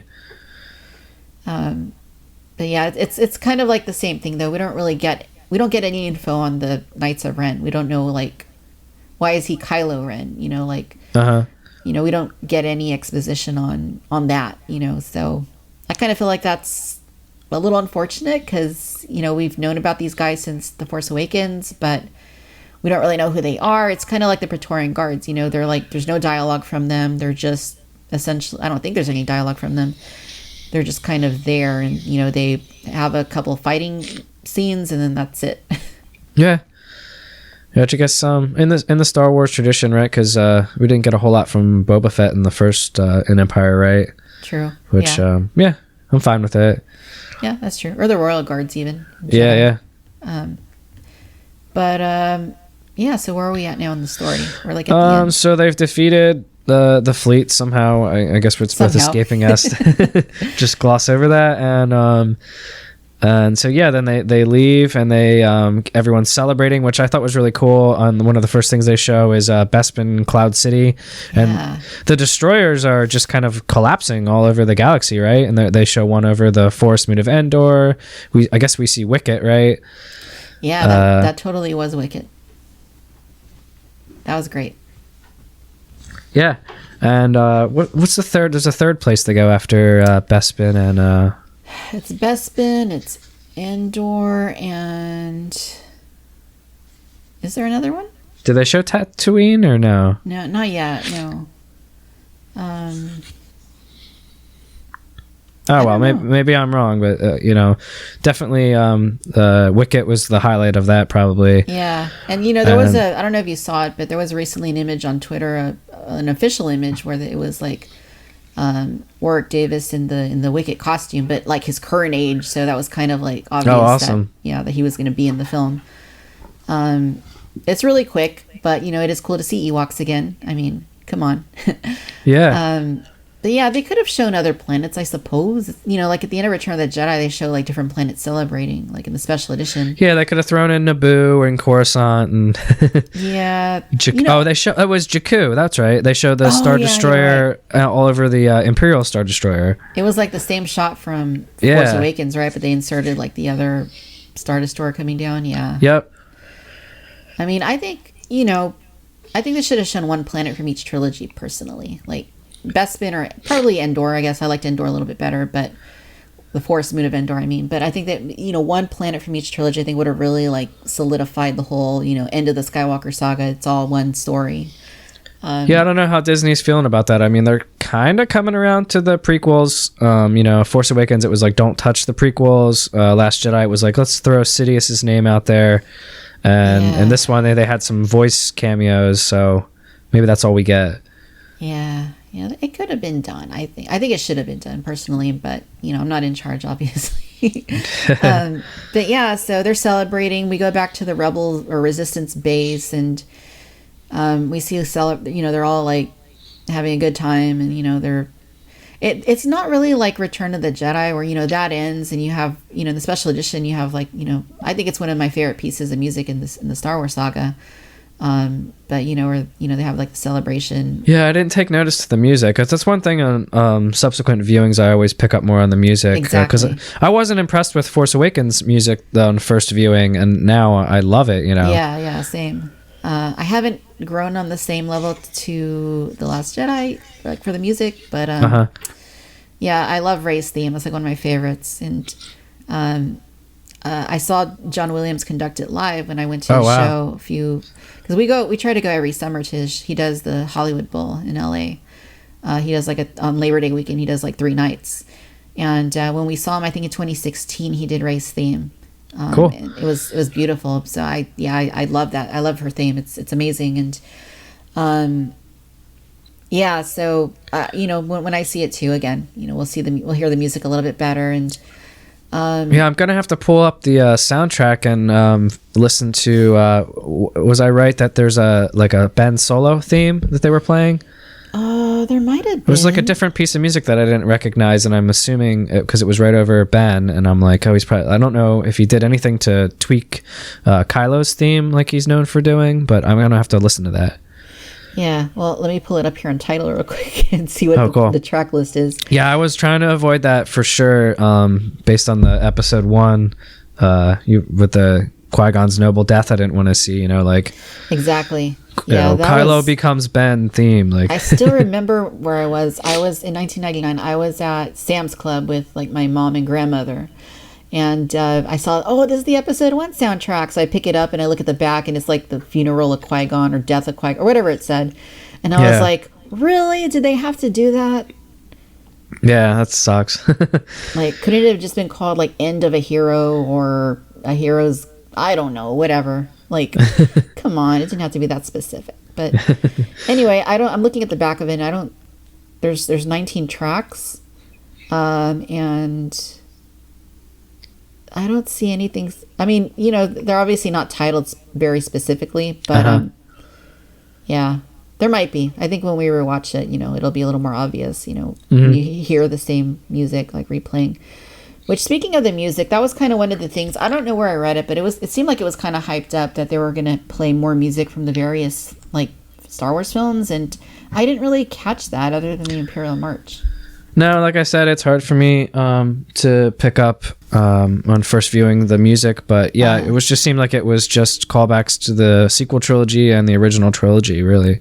Yeah, like. Yeah, got like no Duel of the Fates or anything. Right, like that would have been obvious. Battle of the Heroes, or it's across like any of that stuff would have been really obvious. But no, they didn't go that far.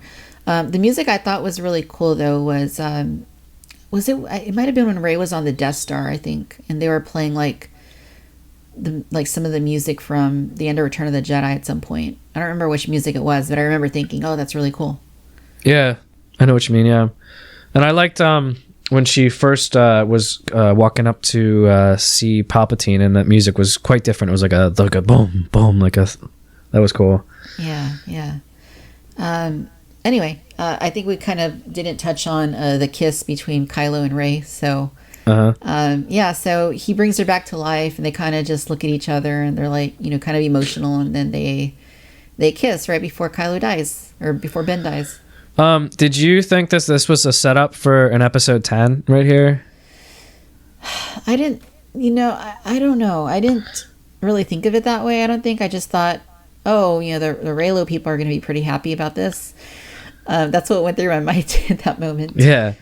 Well, I just the way he holds her and his hand is on her stomach or something, and I didn't know if that's like, is there a child to come? Yeah, I didn't think that. I just kind of thought like that was part of his healing technique. Yeah, I guess he's a novice, right? He's just feeling it out. Yeah. It's like, how did she do this to me? Like, yeah. Well, I think if there will be an episode 10, they'll find some way to tie this in somehow, and then tie it into the very last scene that we see of the film. Yeah. It was interesting. It kind of played with us a little bit, it makes you think that Rey's gonna die, right? But then Kylo comes, and then he dies, and like I was saying earlier, like you don't really know why does Rey have this ability, but when Kylo does it, he dies and Rey doesn't. Yeah, so, I don't know, it's a good question. I mean, I was talking to my husband a little bit about it earlier when we left the film, and I was saying, well, maybe it was because he was really injured, and he got pushed down that shaft or whatever, and was climbing back out. So maybe, I don't know, maybe it had something to do with Vader in Return of the Jedi. I mean, yes, he's redeemed, but like I was saying earlier, they kind of keep the Force stuff to themselves. Like, is he going to be able to just walk onto the Resistance base and just be like, hey guys, remember me? Right, exactly. Ben Solo, I didn't just kill Han Solo, I didn't just command the First Order. Maybe he just let himself go. I don't know, Vader did. I mean, it could have been that he was severely injured from that fall, and he was going to die anyway. He was limping pretty bad. Yeah, it could have been that he was going to die anyway, and maybe just as his last act, or his last... Yeah, he just wanted to do something good, before he died. Yeah. So I guess we could look at it that way. But it is pretty clear, from the sequel trilogy, that anytime the Force is used, and even thinking about the Mandalorian with Baby Yoda, as we've talked about on our Mandalorian episodes, yeah, using the Force seems to come at a cost on some level, and that wasn't really something we saw in the prequels or in the original trilogy so much, but in this newer Disney Star Wars, it seems like that's something they're touching on a little bit more. Yeah, maybe it's a way to. It's definitely a departure. Maybe it's a way to ground your heroes more, that they're not just Superman out there. Yeah, because in the prequels, I mean, let's face it, the Jedi were basically like, Superman. Yeah. In the Clone Wars, especially. Yeah.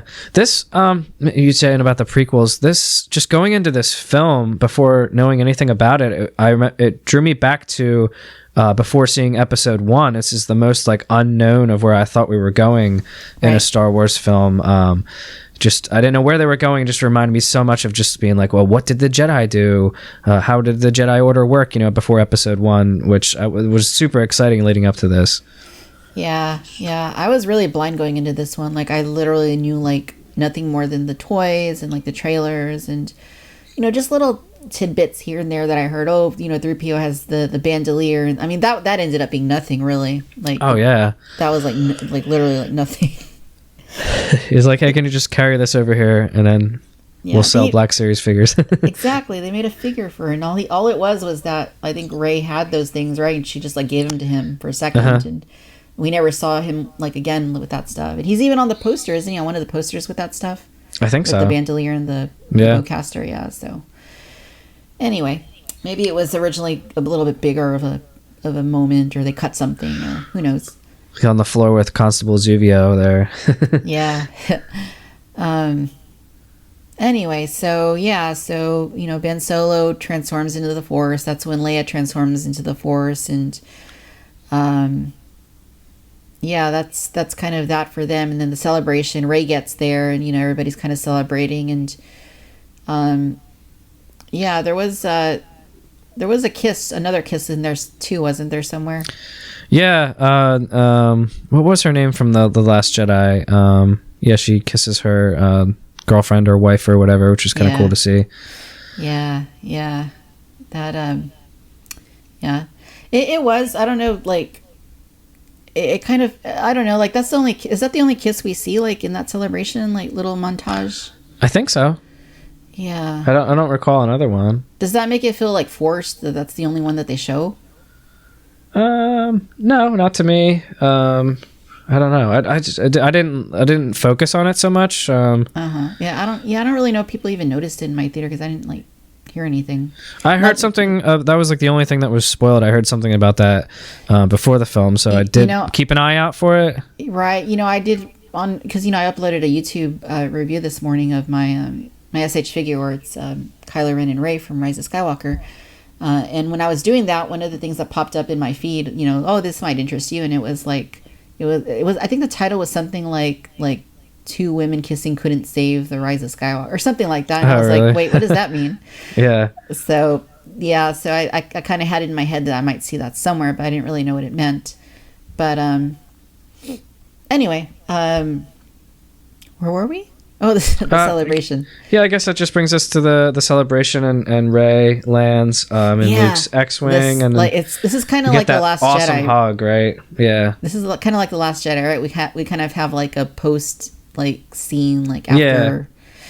Yeah. So let's talk about this scene because I thought this was one of the absolute best parts of the movie. Yeah, we're talking about the final scene. Yeah. Yeah, definitely. So she lands on Tatooine, right? And we see her stumble upon the Luke's farm where he grew up. And she takes the two lightsabers, this is after she explores a little bit, and we see her slide down the sand. You can see people haven't been there in years. There's sand everywhere. She slides down, real reminiscent of how she slid down the dunes on Jakku in Force Awakens. She takes Luke's and Leia's lightsaber, kind of like wraps them up, force buries them into the ground, and she's hanging out there with BB-8. And a woman comes upon her and asks her who she is. No one's been at this farm in many years. It was cool.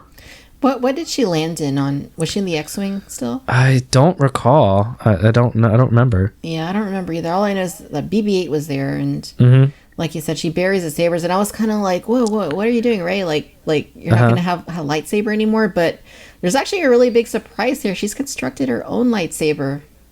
Yeah, it's out of her staff. I don't know if it always was there or if she constructed it out of there, Ezra style.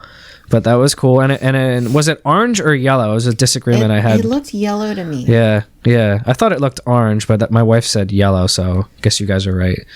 Yeah, I think it was yellow. I mean, that's Which weird, would make though. sense. I mean, it does make sense, but it's kind of weird though, because like we've never seen a yellow blade in the films. I kind of felt like, why not green? But I guess I can dig yellow. Yeah. Well, I guess she's supposed to be different than it. She finally ended it, right? She's supposed to be different than anyone else, so yeah. I guess blue, green, or purple probably wouldn't do, right? Yeah. Because the kyber crystals imprint on their force user, right? Yeah, and the new canon, that's what happens. Yeah, and she's obviously more than just, like, your everyday, Jedi or Sith. She's a Palpatine for one, but also, she killed Emperor Palpatine, so. Yeah. And then I guess we get to the final shot of the film where the old woman asks her what her name is, right? Yeah. And she kind of looks over at BB-8 and she says, "I'm Ray Skywalker," which made me happy. I don't know how other people feel about it, but leaving Last Jedi was something that I thought could happen. And that's a discussion that I had with my wife on the way home. I'm like, no one's using that name, so why can't it be Ray if she's a nobody? Which I'm happy with. And then we see the final shot of Ray and BB-8 looking onto the twin sunset. Yeah, and we also see the Force ghosts of Luke and Leia. Yeah. That was really cool. I was kind of wondering why Kylo wasn't there. Like, I kind of felt like... Yeah, you're right, yeah. In this film, anyway, it would have been fitting for Kylo to be with them, but... and it would fit with what Luke said, that no one's ever really gone, right. And he was redeemed and he's back with his mother and... Uncle. I don't know. Yeah. But no, okay, so I loved this, Rey Skywalker. So I guess we have to assume the Rise of Skywalker is referring to her. Yeah. So that's cool for one, but I absolutely love this because it kind of goes back to the whole idea of, you may be born to be somebody specific, or you may be born into a certain family, but you're not necessarily your destiny isn't confined to who you are born to, or what your destiny may need to be. I thought there was a lot of I thought this was really cool. I felt like there was a lot of in this film in general, just a lot of spiritual aspect to it. And this was one of those things where you don't choose your family, but you can choose who your family is, I guess, or the people that you choose to be your family. So I felt that this was great because I without going into specifics, I can kind of relate to it a little bit. So I just felt like her being able to choose, that she was Rey Skywalker, and, she may have been born a Palpatine, but she's a Skywalker. I just thought that was very poetic, and I thought it was perfect. Yeah, I agree. Like you said, she gets to choose who she wants to be, and it just shows how much the family meant to her, going through training through Luke and through Leia, and being able to help Ben back to the light side. She definitely relates with them more, and I don't think it really has anything to do as a slight against The Last Jedi, because it kind of makes, if you look across all three films, it ties everything together, that was the number one theory, she's definitely Luke's daughter after Force Awakens, and then after Last Jedi, well, she's a nobody, and it all came true. She really is a nobody, and she gets to choose to be part of the Skywalker family. It was really great. Yeah, and I loved that. I thought, that was, to me, that was perfect. I don't think they could have ended that final scene. I don't think it, other than maybe like I said, adding Kylo to that little. I don't think it could have, but I think they were kind of aiming this more at maybe longtime fans, I guess. Just having Luke and Leia, and Leia, her outfit was very similar to her A New Hope outfit, and that as a Force spirit. So, no, I don't think that last moment of the film could have been any more perfect than it was, really. Definitely, it brings it full circle back to A New Hope, and and Force Awakens. And, Yeah, not again, not so much the prequels. Other than, we could even connect it to that, because the last shot of Revenge of the Sith is the twin sons. Yeah. So it does kind of connect to that too. Yeah, actually. Yeah. And I guess in keeping with the theme of this film, which I think is about family, and she's really become part of the family now. And, you know, like personally, it's the Christmas holiday season and we're out with family, and I'm out with my wife and her parents. And I just thought it was so cool. Her mom actually saw original New Hope in 1977 in the theater. And we're all sitting there for episode 9 with her daughter and her granddaughter. And, you know, it kind of tied into the film. And I just thought it was, you know, beautiful and fun. Yeah, that's awesome. And yeah, when you think about it in terms of generations, like the time span between like classic trilogy and sequel trilogy is kind of like in like the real life time span as well, isn't it? Yeah, definitely. You know, yeah, I agree. The movies are generational. Our families are generational, and we're all enjoying this together. You know, 3 generations in the films and real life. It's really beautiful. Totally. So Dave, final thoughts on the Rise of Skywalker. Like coming out of the theater, how did you feel?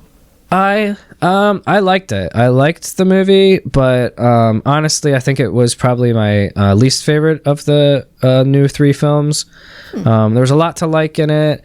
I found it like a little predictable. I kind of could tell where the story was going, and you know, there were a few things that I couldn't tell was going on, but it definitely it's a good end to the sequel trilogy. It did everything it needed to do.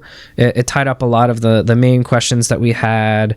It really connected Force Awakens, Last Jedi, and this one in a way that maybe the first 2 films didn't feel connected upon release. And yeah, I'm happy with it. I liked the film. I don't love it, but I liked it a lot. Right on. Yeah, I had a few emotional moments during the movie. I think probably one of the big, well, like seeing Han was a big one for me. Like, you know, when he gets taken, when Kylo kills him in The Force Awakens, that's even now that's like hard for me to watch. You know, I was like rewatching it the other night, and it was just like, or last night actually I was watching it. And it was kind of tough. But then like, you know, so seeing Han again, like was kind of emotional, but also like when Chewie breaks down after Leia dies, I thought that was pretty rough. And, you know, I shed a few tears here and there, and like the last moment of the film too, just the way that it closed out. But I came out of the movie really happy. Like as it ended, I looked over at my husband, and, you know, I think he could tell, you know, I really liked it. And I think it's my favorite. It's definitely my favorite of the new trilogy. Oh, good, yeah. And I know it's only one viewing. You know, I need to see it again. I need to process it a little bit. There's a lot to take in from this movie because it is very like... It is very fast paced. There's a lot going on, especially compared to Force Awakens and Last Jedi. Like it's just like, you know, lots of action. There's a lot of exposition, and you know, there's a lot of callbacks to things like, you know, with Palpatine, and a lot of things to think about. Like we've been discussing, you know, like how did he have a son, and you know, how did why did Leia, you know, die, and you know, all that stuff, you know, but. I was really I loved it. Like honestly, like just from this very first viewing, I could tell you like I loved it. I came out really happy, and for me, I feel like it's my favorite at least since Revenge of the Sith. Oh, good. Yeah. I mean, I hope that I can get there upon like seeing it again. But I just felt for me, a lot of the stuff was kind of like reactionary to like The Last Jedi. Almost like some of the stuff they were writing was trying to like please a lot of people, which I can see it definitely did. And I'm excited to see it again. I liked it a lot. Yeah. There's a lot of things like, you know, I was telling you that I do feel kind of nitpicky about, and things that kind of I don't really understand. You know, maybe we'll understand those things as time goes on, but I was really happy with it. I mean, like I enjoyed The Force Awakens. For the most part, I liked Last Jedi. I mean, I have a weird relationship with that film because the first time I saw it, I really didn't know what I had seen. Like I had to keep seeing it in order to understand it better. Like I just like, I was kind of like, honestly, like the first time I saw it, it was like, what was that? Like that was, you know, I think a lot of people felt like that. Like, you know, what the heck was that? Like it was totally not it was definitely not in keeping with anything that had come before it, which, isn't a bad thing necessarily, but I don't know that it was what I wanted to see exactly. Yeah. So, but I kind of grew to like it a little bit better on subsequent viewings, but then it kind of started going in the reverse. And then, I don't know, there's things I love about that movie, but things I really don't like about it too. Mm-hmm. So for me, like this, like you said, it did feel like a course correction in some ways. And, there was some shade thrown in there, it felt like. Mm-hmm. And, there was some stuff that maybe was a little bit gratuitous, like in terms of like, the callbacks and like bringing back, the Ewoks, for example, just things that maybe didn't really need to be there. But yeah, but some of the things for me along that line were like Luke's X-wing, like, oh, like let's have her fly Luke's X-wing, and then like it's a little too on the nose, Chewie getting the medal at the end. Mm-hmm. Like it was just like, oh, remember when Chewie didn't get a medal, and here's a medal for him now. Yeah, I forgot about that until you just brought that up. Yeah, that was interesting. I wonder whose medal it was. Was it Luke's or was it? Because in the trailer, I think it was Han's, right? Because Leia. Yeah. In the trailer, Leia's holding it, isn't she? I think so. So obviously that was probably cut, I guess, or who knows. And like I said, maybe it's me. I'm like maybe my head's not in the right place because I'm thinking of these things. Because if you're just watching the movie, you're like, oh yeah, like Chewie gets a medal, you know what I mean? But in my head, I'm thinking like, oh well, the narrative is Chewie didn't get the medal in A New Hope, and now they're trying to correct this. And so I mean, it's a fine film, and maybe it's just me like reading too much into this, and I'll watch it again and take it for what it is, and it's definitely good, and I had a great time. He got one in the comics, one of the recent comics. He got. Oh, really? He had the medal, yeah, and he gave it away, I think.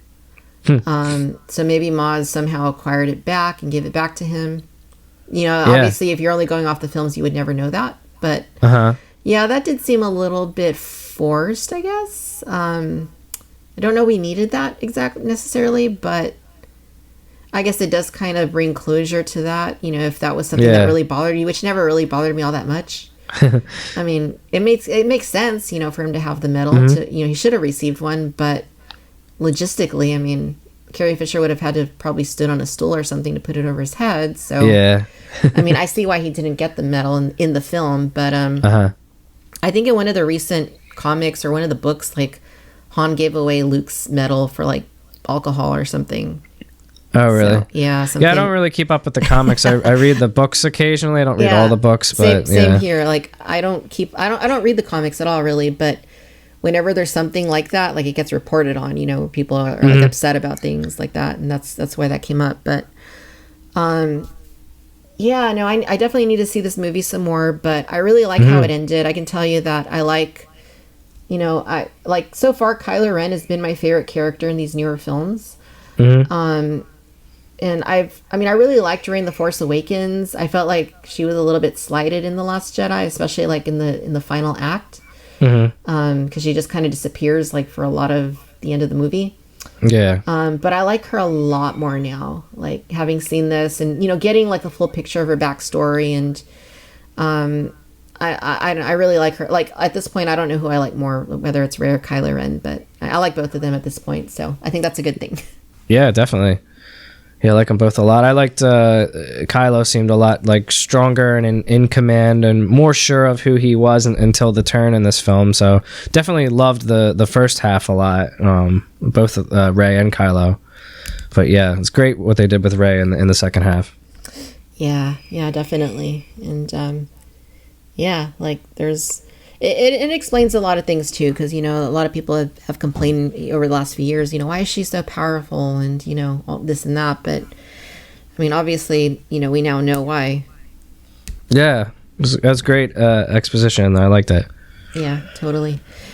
Yeah, so now I'm kind of riding this high right now, and let's see, we've been talking at this point about the Rise of Skywalker for almost 2.5 hours, and I gotta about be the length of the movie. Yeah, you're on the East Coast, so it's like 3:30 in the morning where you're at. Oh yeah, that's fine. It's 12:30 in the morning where I'm at. I gotta be at the gym at 8 in the morning, and I'm sure you're tired as well. So, in conclusion, is there any final thoughts you want to add here about your experience this evening? No, I mean, I think I said it all that I had to say. It was a fun time. I'm gonna miss not having Star Wars films for a few years now. Definitely, and grew to enjoy this time of year, spending with family, getting a new film, the communal experience of being in the theater with everyone. But this film definitely did what it needed to do, and it's definitely a satisfying conclusion to this trilogy, to the trilogy of trilogies and the Skywalker saga. And I had a lot of fun with it, and I look forward to seeing it again. Yeah, no, I think that's very well stated. And I will also add that it's nice to have another Star Wars film out at the holidays.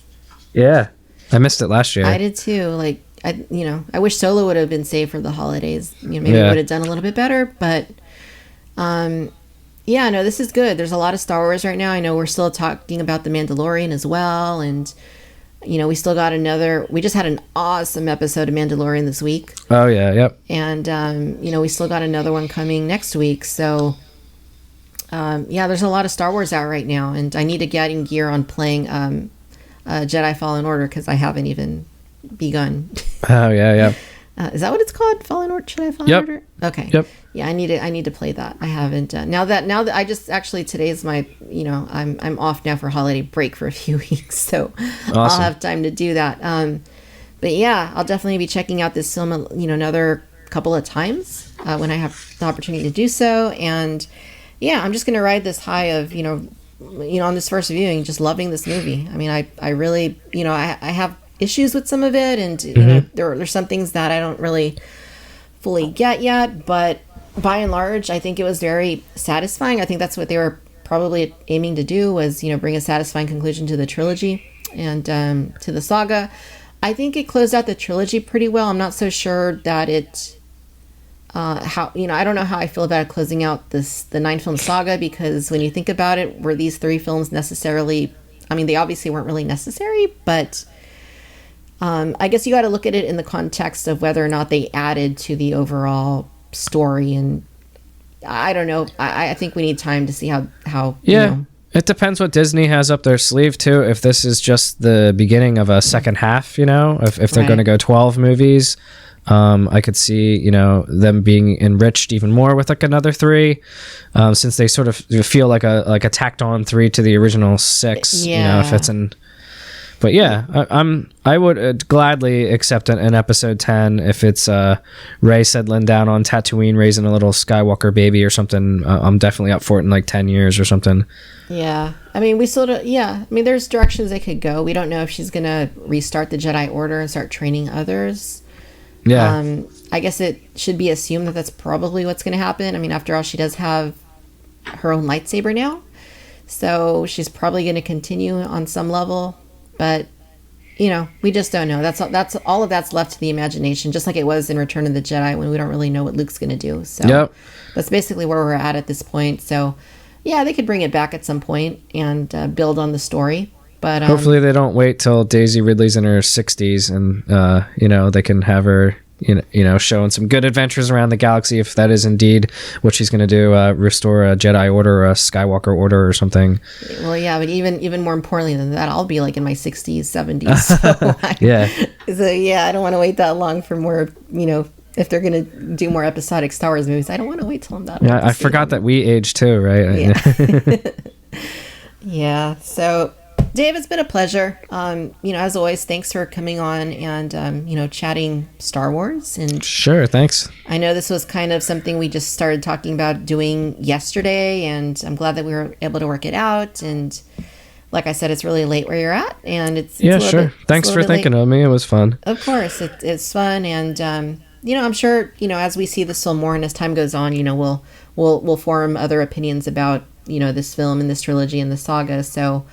It's all good stuff. And again, I thank you for coming on to the show, and I look forward to talking to you again. All right. Thanks, Victoria. Where can our listeners go to find you online? I'm on Instagram, Jurassic Dave 93. Also on Twitter, Jurassic Dave 93. And I have a YouTube channel, but don't really upload a whole lot of videos there. It's under Jurassic Dave 93. Awesome. Well, Dave, I'll catch you next time as we continue talking about The Mandalorian. All right. Thank you, Victoria. All right.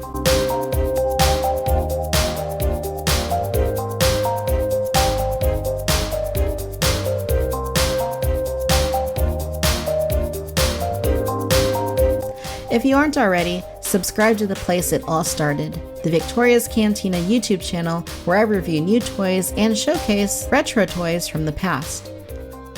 You can also follow us for news and updates on Facebook by looking up Victoria's Cantina, toy photography on Instagram at Victoria's Cantina, and a constant drip of toy-related and other random and nonsensical tweets on Twitter at Vic's Cantina.